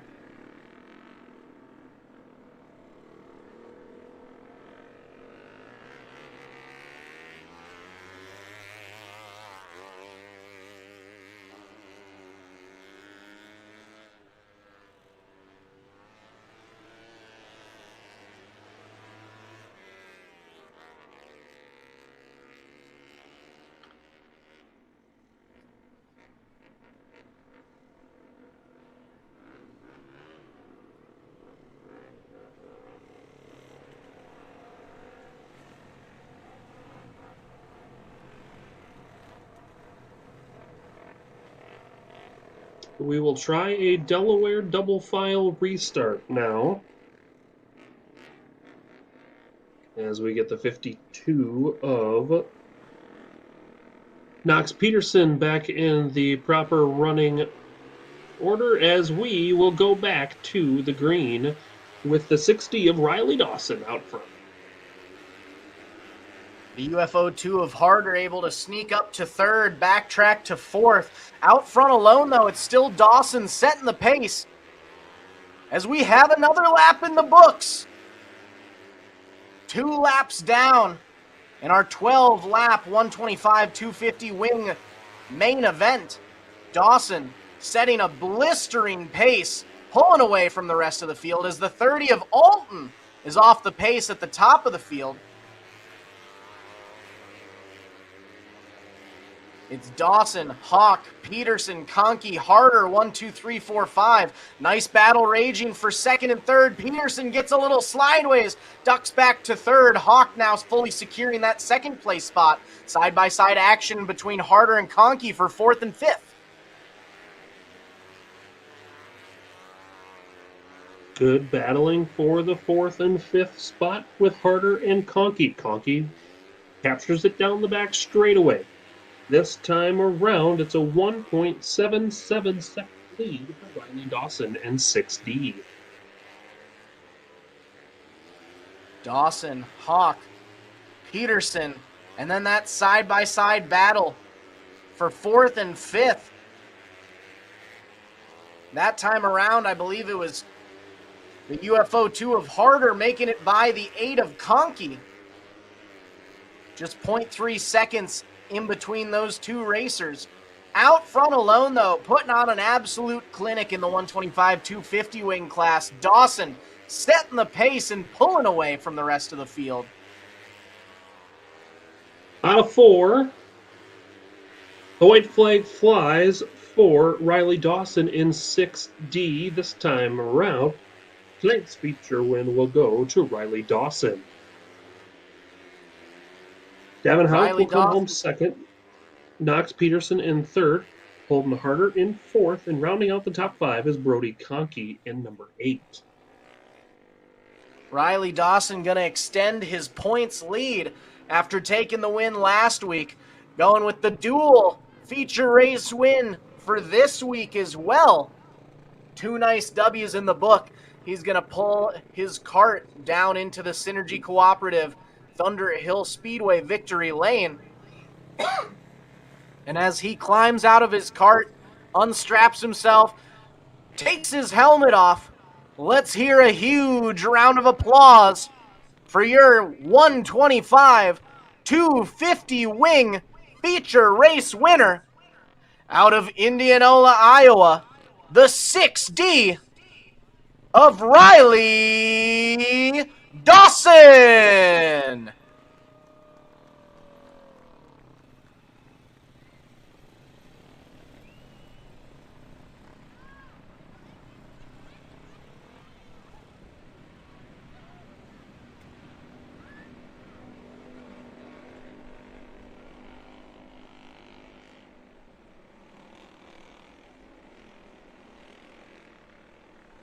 There he is, folks. Let's hear a big round of applause for your feature race winner, Riley Dawson in the 6D.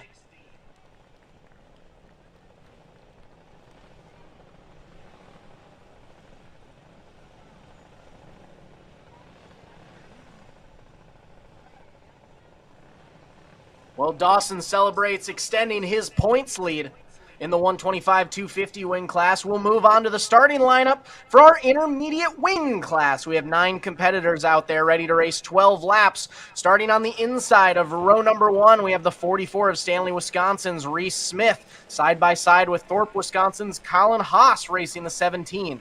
Inside row number 2, we have the 95 of Caleb Knops. And to his right, Dylan Subert racing the 1S out of Chippewa Falls, Wisconsin. Inside row number 3, Trempealeau, Wisconsin's 8X of Alan Byrne, and the 8 of Kennedy Cluck is from Colfax, Wisconsin. Inside row number 4, the 29 of Noah Pollock racing out of Pepin, Wisconsin, and the 3J of Jonathan Pettit III out of Winona, Minnesota. And rounding out that 5th and final row all by himself, the 27 from Eau Claire, Wisconsin, Xander Glumsky. Now, the cart to watch during this race is definitely going to be the 3J of Jonathan Pettit III, your current points champion in the intermediate wing class, starting second to last on the outside of row number 4. We'll see if this might change things up at all in the points lead, as Reese Smith, currently starting on the pole, is sitting second. Green flag is out, and we are intermediate wing racing. Smith will take the lead into turn number 1 and 2 down the backstretch. Haas in that second spot with Knops in third. Give the top spot to Reese Smith. Single file throughout the field, but we've got some close quarters racing. The 17 of Haas has the 1S of Subert all behind him, right on his tail, just about 0.1 seconds gapping those two racers there, as Smith slowly but surely tries to pull away in the lead. In the back, we have a nice little battle going on in the middle of the field as the 3J of Pettit tries to get by the 95 of Knops. Knops currently holding on to 5th place overall, leading a 3-cart battle for 5th, 6th, and 7th. Reese Smith's lead just a little bit under a second. Reese driving number 44 has led the whole way so far. This time by is a tad bit over a second over Callan Haas in 17. Dylan Subert continues to run third. Alan Byrne in 4th. Caleb Knops in 5th. Kennedy Klukas in the 6th spot. Jonathan Pettit III in 7th. Noah Pollock in the 8th spot, as we've got a caution for the number 8 of Alan Byrne. Byrne looping it coming out of turn number 2. It's going to give us a chance to re-rack and restack these carts here. We'll give Byrne a chance to get back up to the rear end of the field so we can get a restart going on there. And this race so far has been nothing but Smith. Smith with a great start on the pole, just extending his lead there on the 17 of Haas. It's going to be Smith, Haas, Subert, your top 3 racers. And I believe it will be the 95 of Knops in 4th, and the 8 of Kennedy Cluckus rounding out your top 5. Then we have the 3J of Jonathan Pettit III, your current points champion. The 29 machine of Noah Pollock. The 27 of Xander Glumsky. And after looping it in turn 2, it'll be the 8X of Alan Byrne rounding out your 9 kart field, as we'll be doing a Delaware double file restart for our intermediate wing class. Reese Smith leading them into 3 and 4. Green light is out and we are racing. Everybody sorts themselves out through turn 1 and 2. We got a little tight down the back straightaway. Now here comes Pettit. Pettit nearly goes around. Good thing Byrne was there. Everybody will stay straight and will stay green. Out front, Smith leading the charge. We got a nice little 2-kart battle for 2nd and 3rd. Each lap swapping back and forth. Right now, Haas has it. Subert trying to battle back and take over that 2nd place spot yet again. A little bit of space before we get back to another 2-racer battle for 4th and 5th between the 95 of Knops and the 8 of Cluckus, holding on to that 5th place overall. The lead continues to grow for Reese Smith. This time by, Reese will see 9 laps down and 3 laps remaining in 44.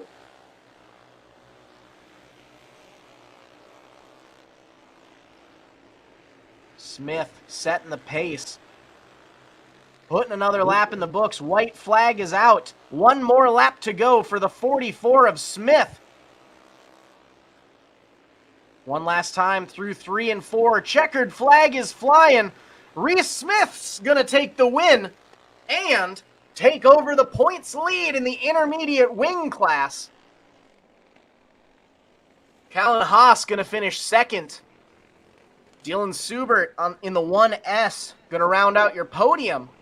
Then it'll be the 8X of Alan Byrne out of Trempealeau, Wisconsin, and the 95 of Caleb Knops rounding out your top 5 for the intermediate wing class here.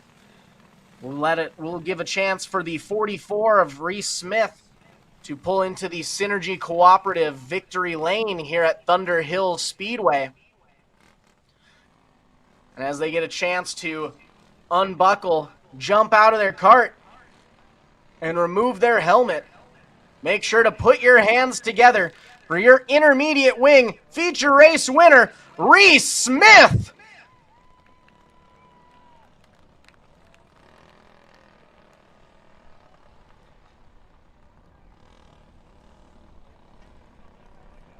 We'll give Smith a chance to enjoy their time in victory lane. Wave that checkered flag around a little bit.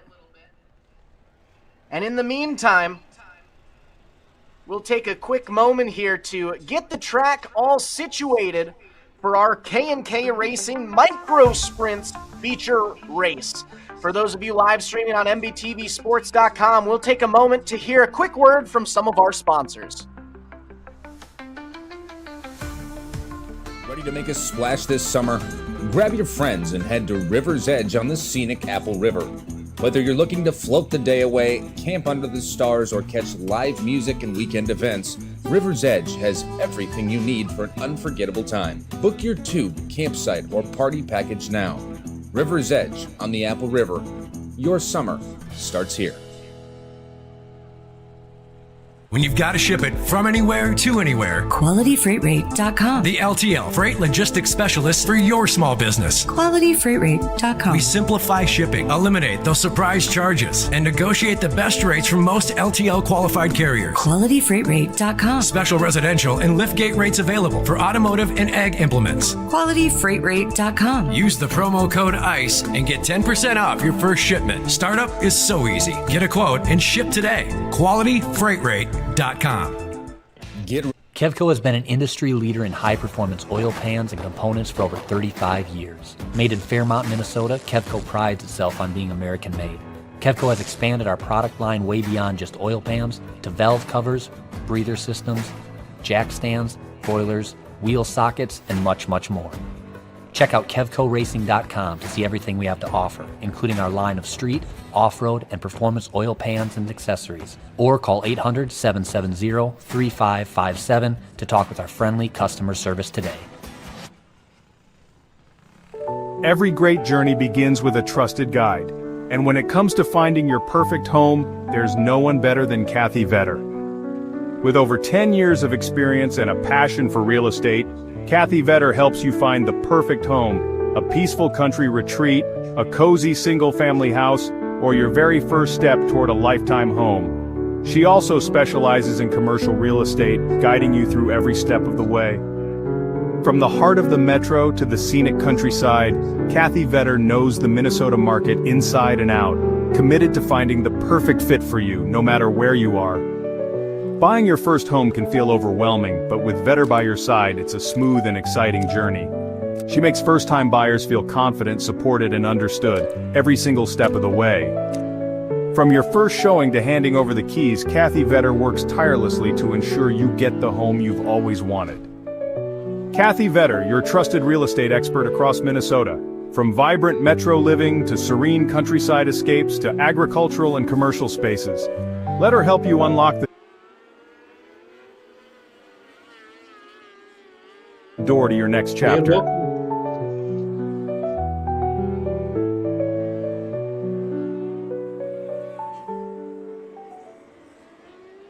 Welcome back, race fans, as we're ready to get things kicked off for our K&K Racing Micro Sprints here at Thunder Hill Speedway in Menominee, Wisconsin. About to start off our first of 3 20-lap main events here for the evening, our last 3 races of the day.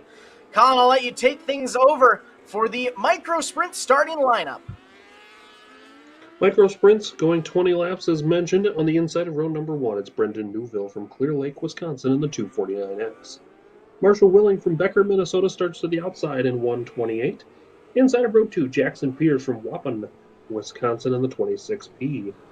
Outside, a heat race winner from Mora, Minnesota, it's Landry Singleton in the 19L. Inside of row number 2, Caleb Moen from Eau Claire, Wisconsin in 88. Outside, starting in the 6th spot from St. Cloud, Minnesota, that's the 10X of Owen Hendricks. And starting in 7th, from New Richmond, Wisconsin, Landon Davis in 37. Mason Hale from Trempealeau, Wisconsin, starts to the outside in the 8th spot in number 28.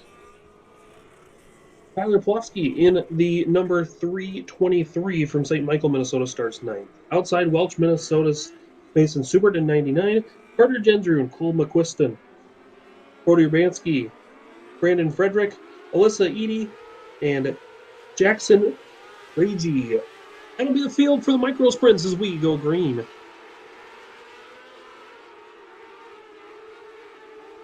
At the line Leading in out front. the first lap, it will be the 249 of Newville leading lap number 1.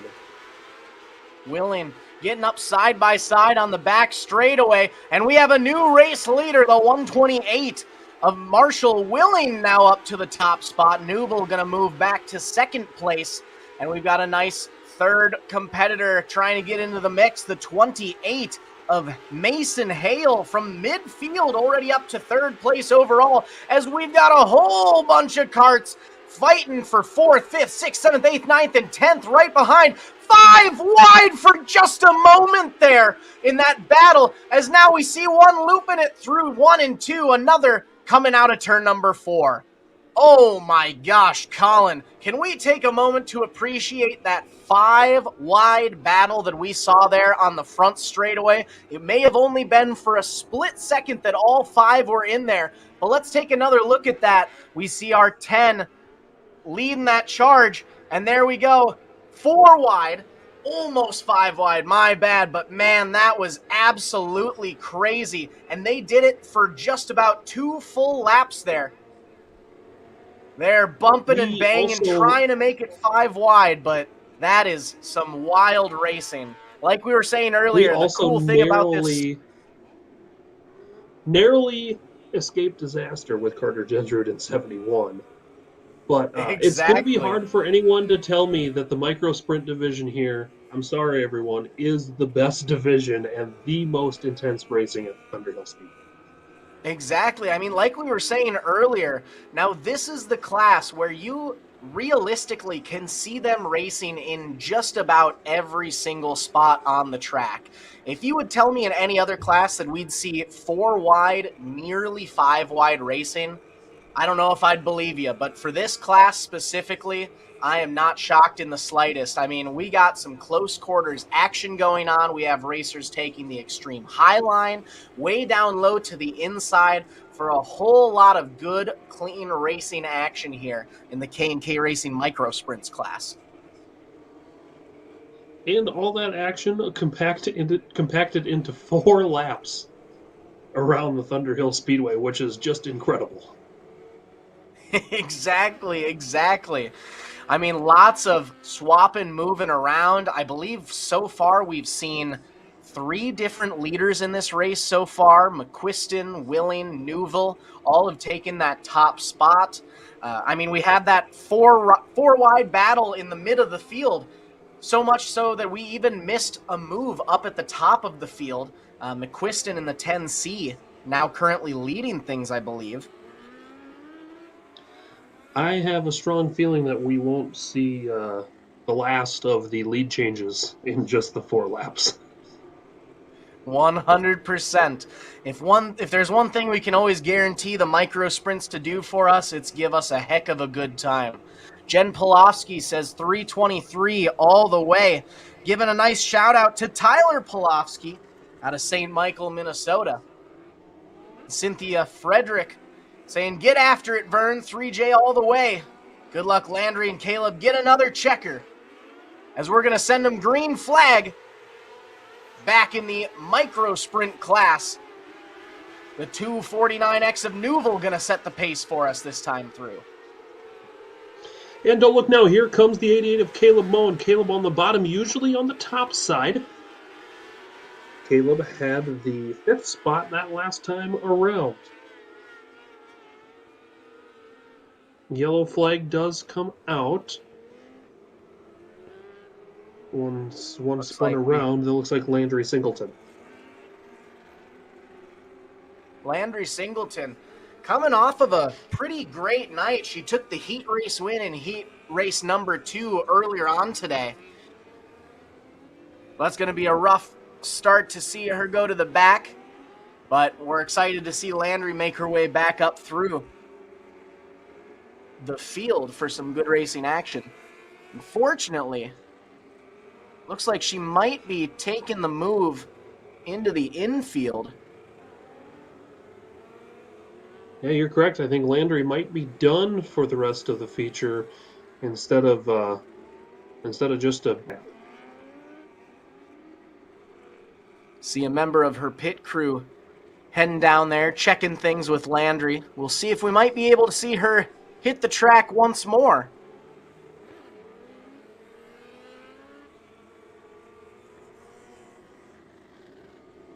And it looks like her might be coming to a close as we get our line on the back straightaway.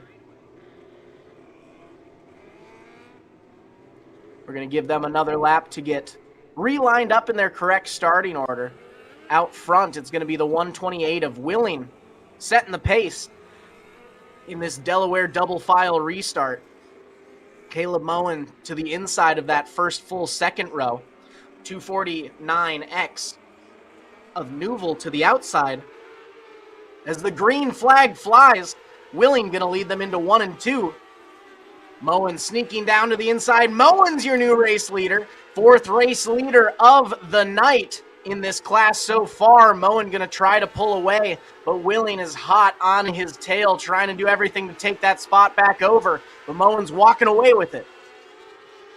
Caleb Moen on the bottom will take the top spot now. He'll go back to the top side. Big mover right now, Landon Davis in 37, going for the 4th spot. Moen, Willing, Subert, Davis, Neuville, your top 5 as it currently stands. And Moen, after taking that lead, is pulling away, but we've got a kart going around in turn number 4, which is going to draw the caution once again.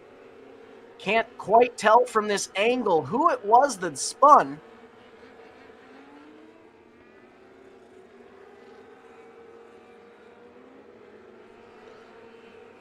Let's see, without putting a for certain on there, it might be the 100 of Alyssa Edie.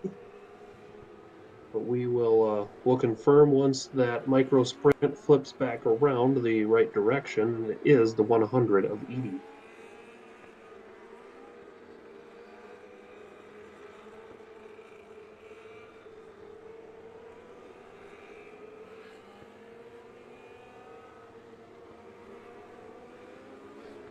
We started with 16, and it looks like we're down quite a bit right now. We're down to 12. 4 carts have already moved their way to the infield. So out front, it'll be Caleb Moen setting the pace. Willing and Subert in the 99 will be inside that first full row. Green flag is out.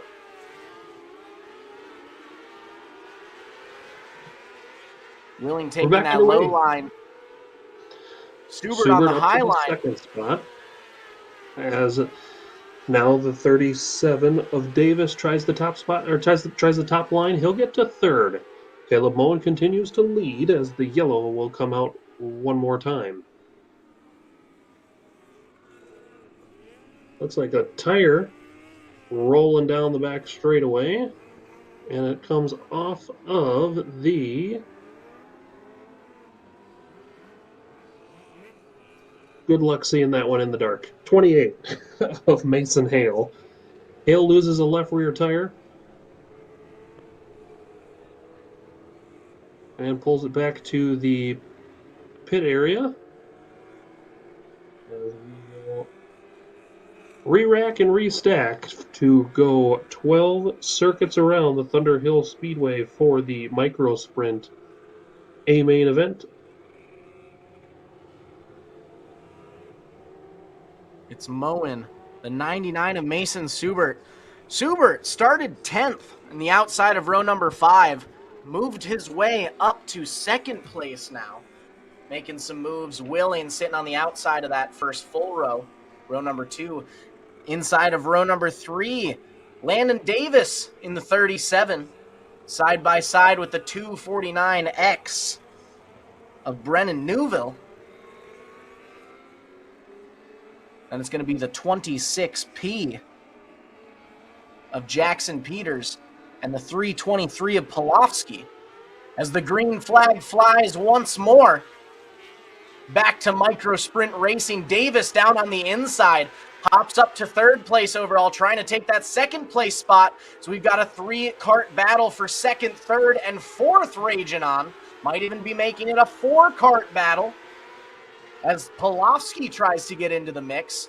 Starting to get them a little single-filed. Everyone's situated in their spots. It's Moen, Subert, Davis, Willing, Polofsky, 1, 2, 3, 4, 5. Moen finding it comfortable on the top side with the right rear on the cushion around the Thunder Hill Speedway. Best battle so far is the 7th and 8th. That is Jackson Peters. And I'm not sure who's on the bottom. My race passes stopped working on me, but the 88 of Caleb Moen continues to lead out front. Moen setting a blistering pace, 1.3 seconds ahead of the 99. of Mason Subert holding on to second, as now we have another kart spinning it around in turn number 4. It looks like that's the 100 of Alyssa Edie going around. Sport in the bright pink. Nice look on that number 100 machine out of St. Michael, Minnesota. Gonna get Alyssa restarted there. Track worker coming up to her, checking.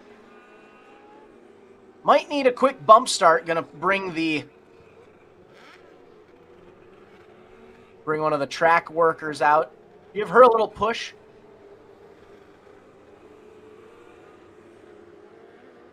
See her making quick turn.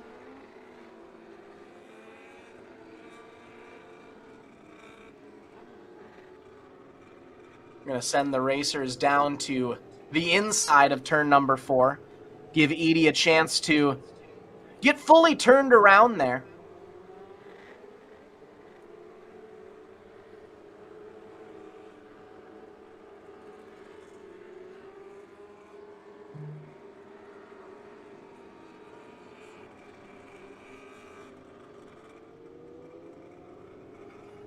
Well, we have a second. Want to take a little more time to thank a few more of our sponsors. Eau Claire Diesel Service, A&M Fiberglass Manufacturing, Irvington Garage and Towing, Southside Body and Bike, and Kaler Diesel Repair. Want to give a big shout out to them. Thank them for coming along on the 2025 Storm Series here at Thunder Hill Speedway. As we get our racers relined up here. Moen setting the pace. Subert and Davis right behind. Green flag is flying. And it's Subert down to the inside, getting sideways. They're going to keep it under pace and under green. We're going to avoid another caution here. Out front alone, though, it's going to be Moen. And then it's the 37 of Landon Davis right behind.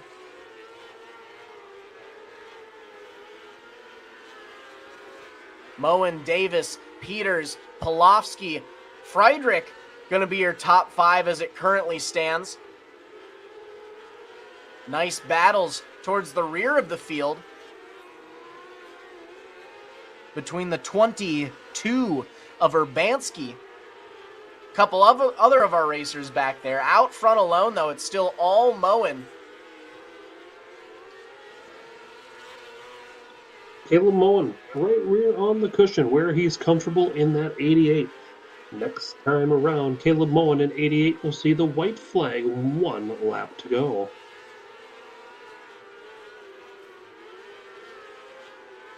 One final time through turns 3 and 4. Checkered flag is flying. Caleb Moen's a feature race winner here today. In the K&K Racing Micro Sprints class, Landon Davis going to settle for second. But I believe Davis has now moved up to the points champion leader. So even though finishing second can see is going to be key here, Peter's going to finish third. Subert 4th, and Polofsky is going to round out your top 5. We'll give a chance for Caleb Moen to make his way down to the Synergy Cooperative victory lane here at Thunder Hills Speedway in Menominee, Wisconsin. He's come to a stop there. We'll give him a chance to take off his steering wheel, unbuckle, climb out of his cart, and up on top, give a big round of applause to your feature race winner, the 88 of Caleb Moen.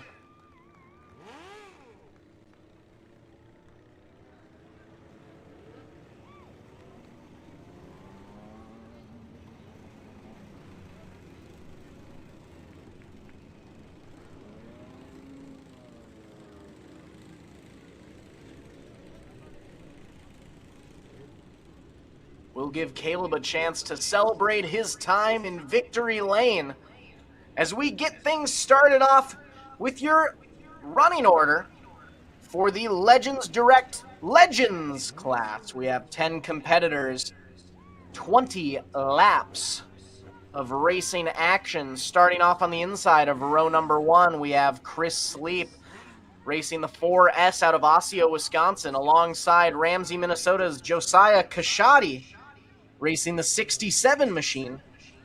Levi Brewer in the 94 is going to be racing on the inside of row number 2 out of Ridgeland, Wisconsin, alongside Eau Claire, Wisconsin's 33, Derek Crumry. Inside row number 3, out of Arkansas, Wisconsin, Shadow Kitchener racing the 68 machine. And to his right, the 49 out of Cumberland, Wisconsin's Aiden Erickson. Inside row number 4, we have the 86 of Davey Pennell from Sparta, Wisconsin. And Pierre, South Dakota's Mark Brewer piloting the 22G. And inside that fifth and final row, we have the 75 of Gary Cummings from Elk Mound, Wisconsin, alongside the 7K of Jackson Kashadi out of Ramsey, Minnesota. 10 racers, 20 laps for your Legends Direct Legend class. Want to send another quick reminder out there to all of our fans in the grandstands. One of our main streaming sponsors tonight is River's Edge, who is helping us give out 30 free tickets to this weekend's Tribute Fest, July 20th and 21st in New Richmond, Wisconsin. Gates open at 2 p.m. Music starts at 3 p.m. And like I said, we have 30 free tickets being handed out tonight. Make your way on down to the ticket booth if you haven't already this evening to pick up your free tickets courtesy of River's Edge to this weekend's Tribute Fest featuring bands like Metallica, Motor City Head, Queen of the Reich, Fool Fighters, Dust and Bones, Cobb, and Legacy of the Loud.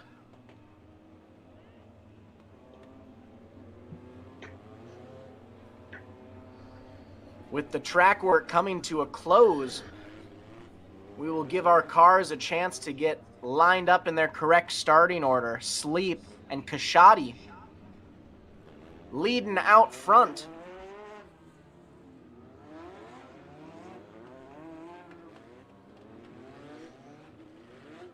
Kashadi sitting on the outside, currently sitting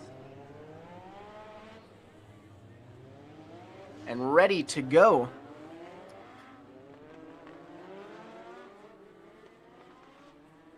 I believe Josiah Kashadi is currently sitting second in the points.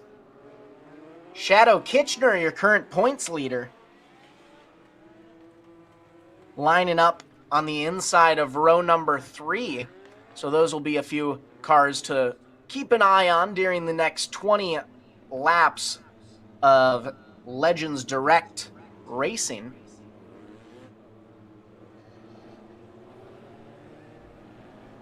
And while we have another second, just want to send a few more shout outs to a few other sponsors we have tonight. AirTech Sports, Dick's RV, Keys Chevrolet, Goodrich Trailer Sales, and then DEC, Energy Through Excellence. As the green flag flies and Chris Sleep is going to lead the pack into turns 1 and 2. Kashadi taking that high line in the 67, trying to battle on the outside. We might see a 3-car battle for first, second, and third developing. Right now it's all Sleep though. Chris Sleep on the bottom of the Thunder Hill Speedway leads the way. Coming across the line in second is Kashadi in the 67 with Brewer in the third position. Don't count out the 68 of Shadow Kitchener. Kitchener starting to show his nose, try to make a battle for that third place position. We have a nice 4-car battle for second, third, and fourth. And fifth, might even call it a 5-car battle for our top 5 positions, as they're slowly but surely creeping up on the rear end of the 4S of Chris Sleep. Sleep able to pull away slightly. Now we have a 3-car battle for third, fourth, and fifth. The 94 of Brewer has it. The 68 of Kitchener wants it. Kitchener looking to the outside, trying to make a move to take that that final podium spot. The 86 of Davey Pennell waiting in the wings for something to go his way, and he can make a move up to that spot as well. There goes Kitchener into the third spot, completely in 68. Brewer in the fourth spot, Pennell in fifth, but right now out front, it's Chris Sleep in the 4S. Sleep holding off the battles from the 67 of Kashadi, but now we have a new car coming in on the mix, the 68 of Kitchener. After getting by that battle for fourth and fifth between Brewer and Pennell, he's now setting his sights on that battle up front for the lead. Slowly but surely inching his way up there. He was a second and a half behind. Now he's just under a second behind your leader. Only about half a second separating second and third place. As we start to come up on the rear end of the field, we'll see how lap traffic might play into this, as we're officially halfway through your Legends Direct Legends class feature race. Sleep will now go to the top side as we'll go side by side down the backstretch for the lead. Kashadi now will try 3 wide out of turn number 4. Leading lap number 12 is going to be Kashadi in 67. Sleep back to the top side. Sleep will have second. Kitchener in third. Sleep now right back to the tire tracks, and Kitchener is going to go around in 68. The yellow flag will fly. Man, 3 wide coming out of turn 4 there. We had some nice racing action going on before Kitchener goes around in turn number 4. Still developing some great action here in the Legends Direct Legends class. Let's take a quick look at that instant replay. Some nice battles going throughout. They start coming up on the back end of the field. And as we go through 3 and 4, looks like Kitchener went a little too low, got hooked on that inside berm, and it just pulled him around for a full 180 in turn number 4. That's what you're going to get when we have such close racing action. Unfortunately for Kitchener, did not go the way he wanted. That's going to leave Kashadi out front all alone. The 4S of Chris Sleep sitting in second, and I believe that's the 86 of Davey Pennell in third, if I'm not mistaken.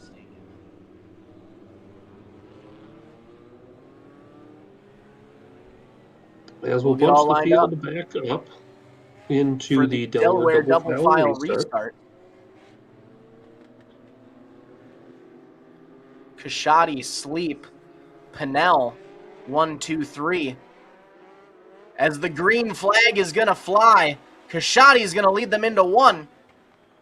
Pennell taking the high line, Sleep with that ultra low line, trying for both ways, whatever they can to get around the 67 of your race leader, Josiah Kashadi.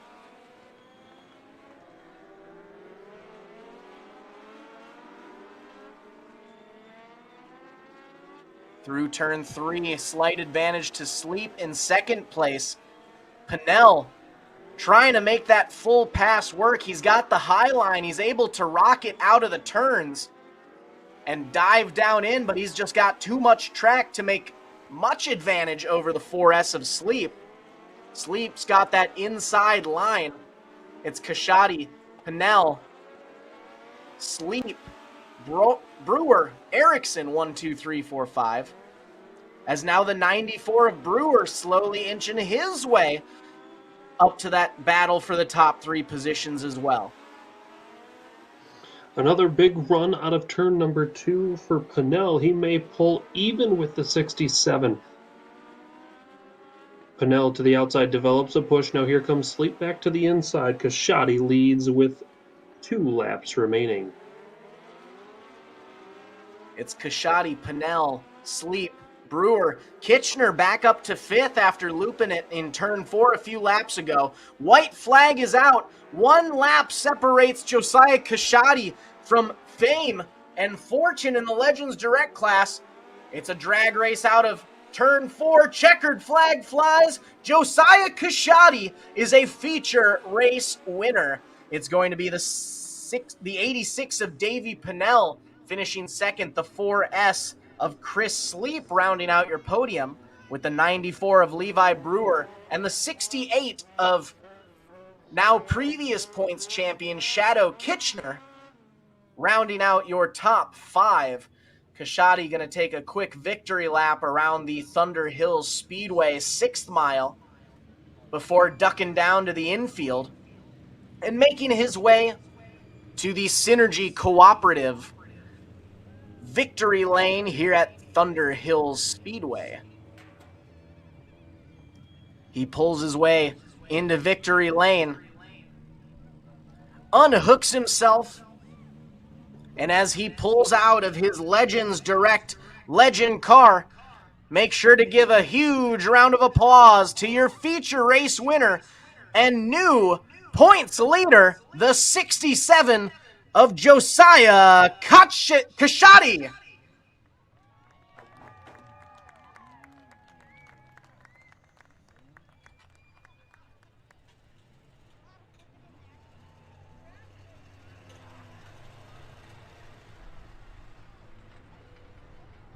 And just like that, as Kashadi celebrates his time in victory lane, we'll get ready and give the starting lineup for our final race of the night, our Gopher Midget Racing Series class.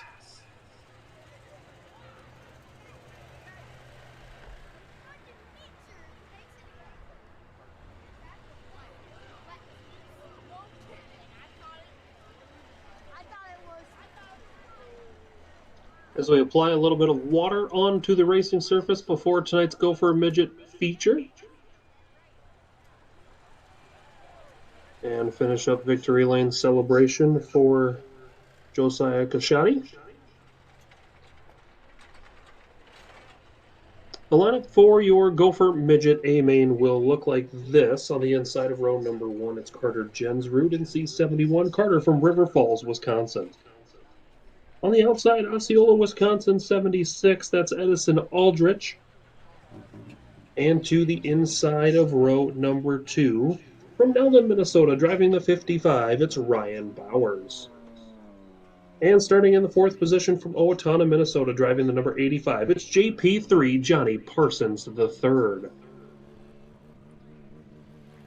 4 racers, 20 laps for our final feature race of the evening. Before we head off into this final race, want to give one final shout out to tonight's sponsor for round number 2 of the 2025 Storm Series here at Thunder Hill Speedway, Synergy Cooperative. Sending them a big thank you for supporting us as tonight's main sponsor, but they're also one of our sponsors throughout the 2025 season, so I want to thank them for all of their help in letting us bring you some weekly racing action here, 6 Mile Oval in Menominee, Wisconsin, that we call Thunder Hill Speedway.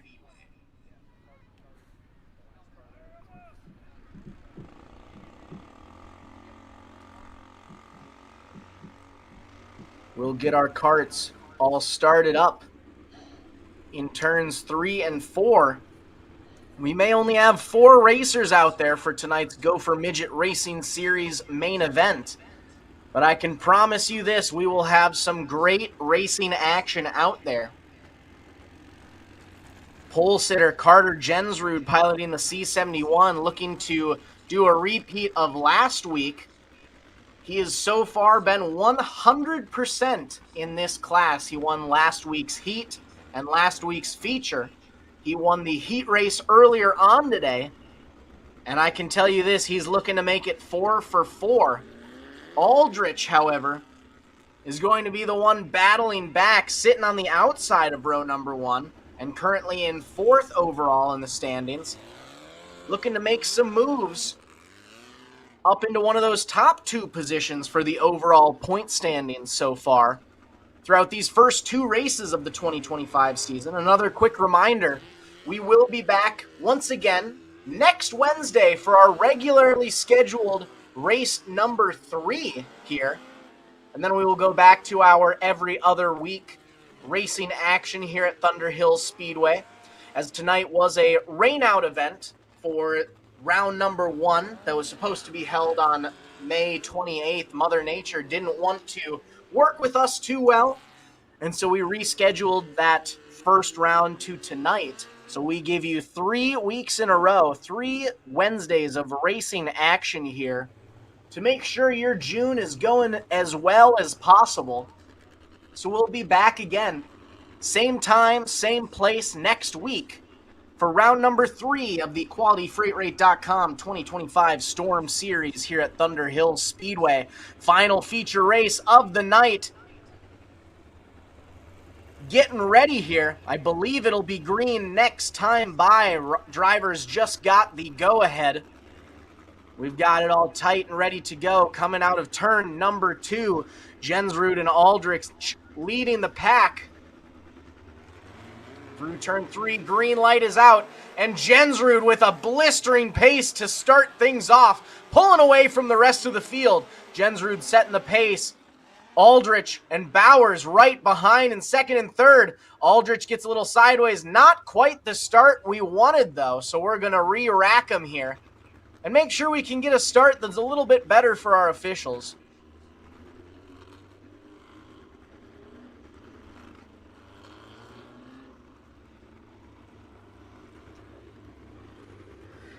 Looks like we're going to send Jensrud to the back row.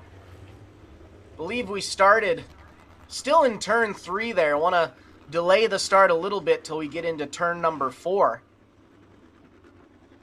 So now it's going to be the 55 of Ryan Bowers setting the pace here for us. Jensrud looks down low.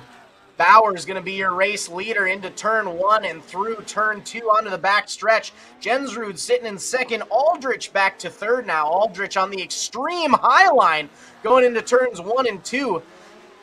Bowers taking that low line. Jensrud finding somewhere in between.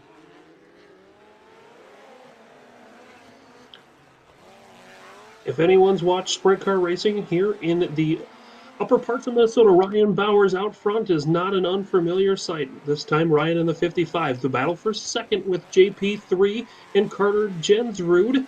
Carter on the top, Parsons on the bottom, but Ryan Bowers leads in 55. Ryan Bowers setting a nice pace there on the front straightaway. Some nice side-by-side action between Jensrud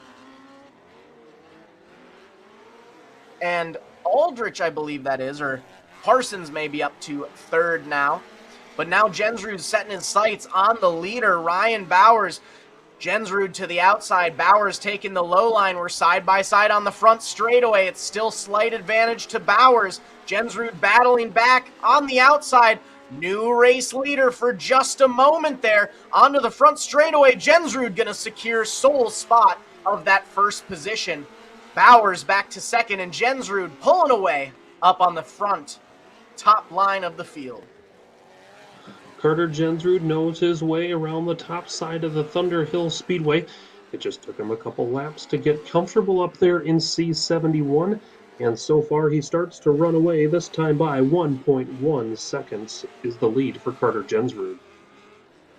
Single file throughout the field. It's Jensrud, Bowers, Parsons the third, and Aldrich rounding out your field. We have a nice little battle there at the back of the pack between Aldrich and JP3. Parsons currently has that final step on the podium. Aldrich trying to fight it to get it back.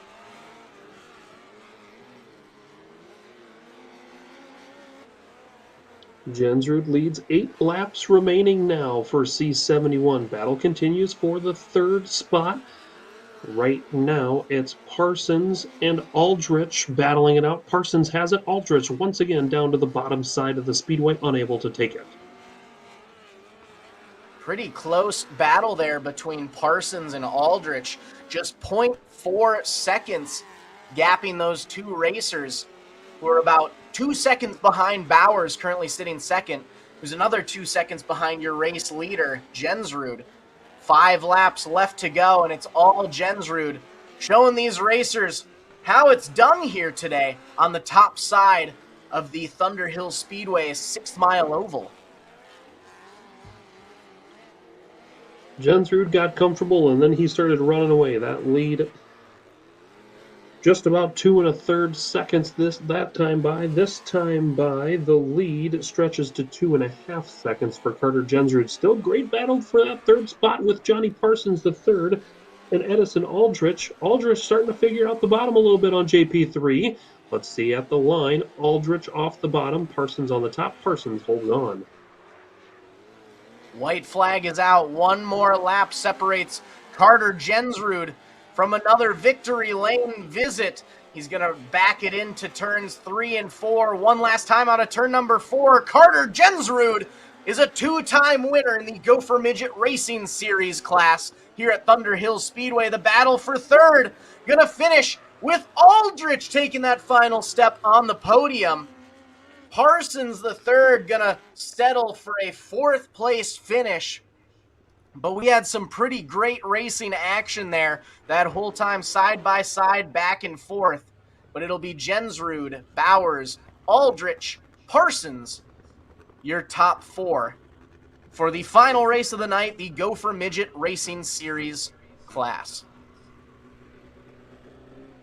We'll give Jensrud a chance to take his victory lap around the Thunder Hill Speedway before he ducks it down to the infield to make his way into the Synergy Cooperative victory lane for one final time here at Thunder Hill Speedway this evening as he unbuckles himself, climbs out of his car. Put your hands together for our final feature winner of the night, Carter Jensrud!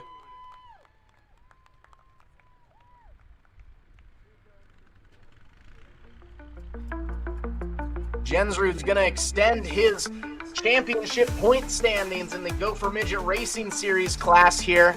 And as things come to a close tonight, just wanted to send one final reminder out to everyone. We will be back here again for round number 3 of the 2025 QualityFreightRate.com Storm Series here at Thunder Hill Speedway in Menominee, Wisconsin. Thank you to all who came out tonight and visited the track here in Menominee, and thank you to everyone who live streamed tonight's events for free on MBTVsports.com. We will be back here again next week, live streaming throughout the night. On behalf of Colin Lloyd, everyone at the track for Thunder Hill Speedway, my name is Zach Bailey. I want to thank you all for coming out tonight, and we will see you next week for round number 3 of the Storm Series here at Thunder Hill Speedway. Drive safe tonight, everyone. Ready to make a splash this summer? Grab your friends and head to River's Edge on the scenic Apple River. Whether you're looking to float the day away, camp under the stars, or catch live music and weekend events, River's Edge has everything you need for an unforgettable time. Book your tube, campsite, or party package now. River's Edge on the Apple River. Your summer starts here.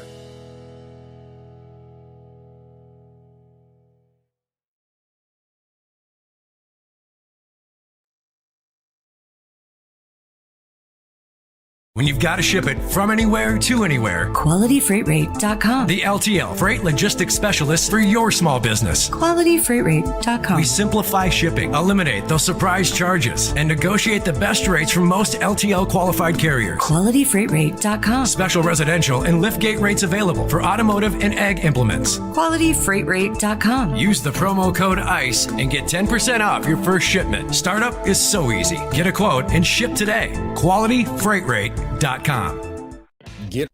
Every great journey begins with a trusted guide.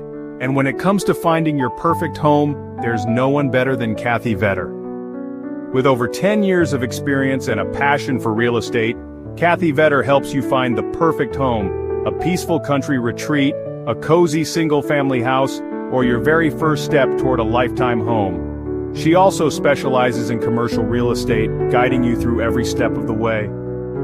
From the heart of the metro to the scenic countryside, Kathy Vetter knows the Minnesota market inside and out, committed to finding the perfect fit for you, no matter where you are.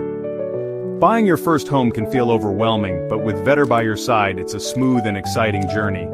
She makes first-time buyers feel confident, supported, and understood, every single step of the way. From your first showing to handing over the keys, Kathy Vetter works tirelessly to ensure you get the home you've always wanted. Kathy Vetter, your trusted real estate expert across Minnesota. From vibrant metro living to serene countryside escapes to agricultural and commercial spaces. Let her help you unlock the door to your next chapter.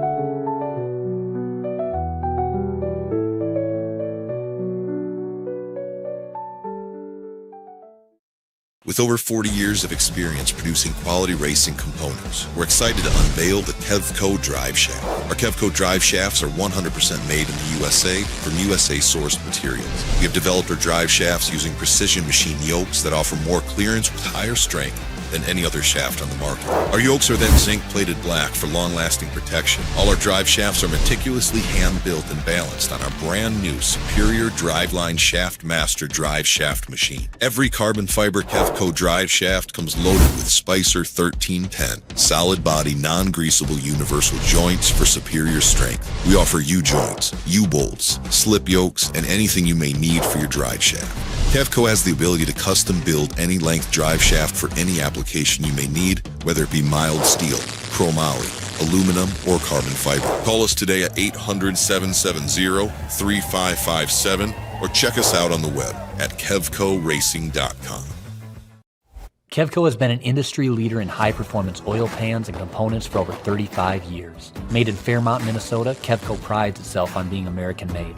Kevco has expanded our product line way beyond just oil pans to valve covers, breather systems, jack stands, boilers, wheel sockets, and much, much more. Check out KevcoRacing.com to see everything we have to offer, including our line of street, off-road, and performance oil pans and accessories. Or call 800-770-3557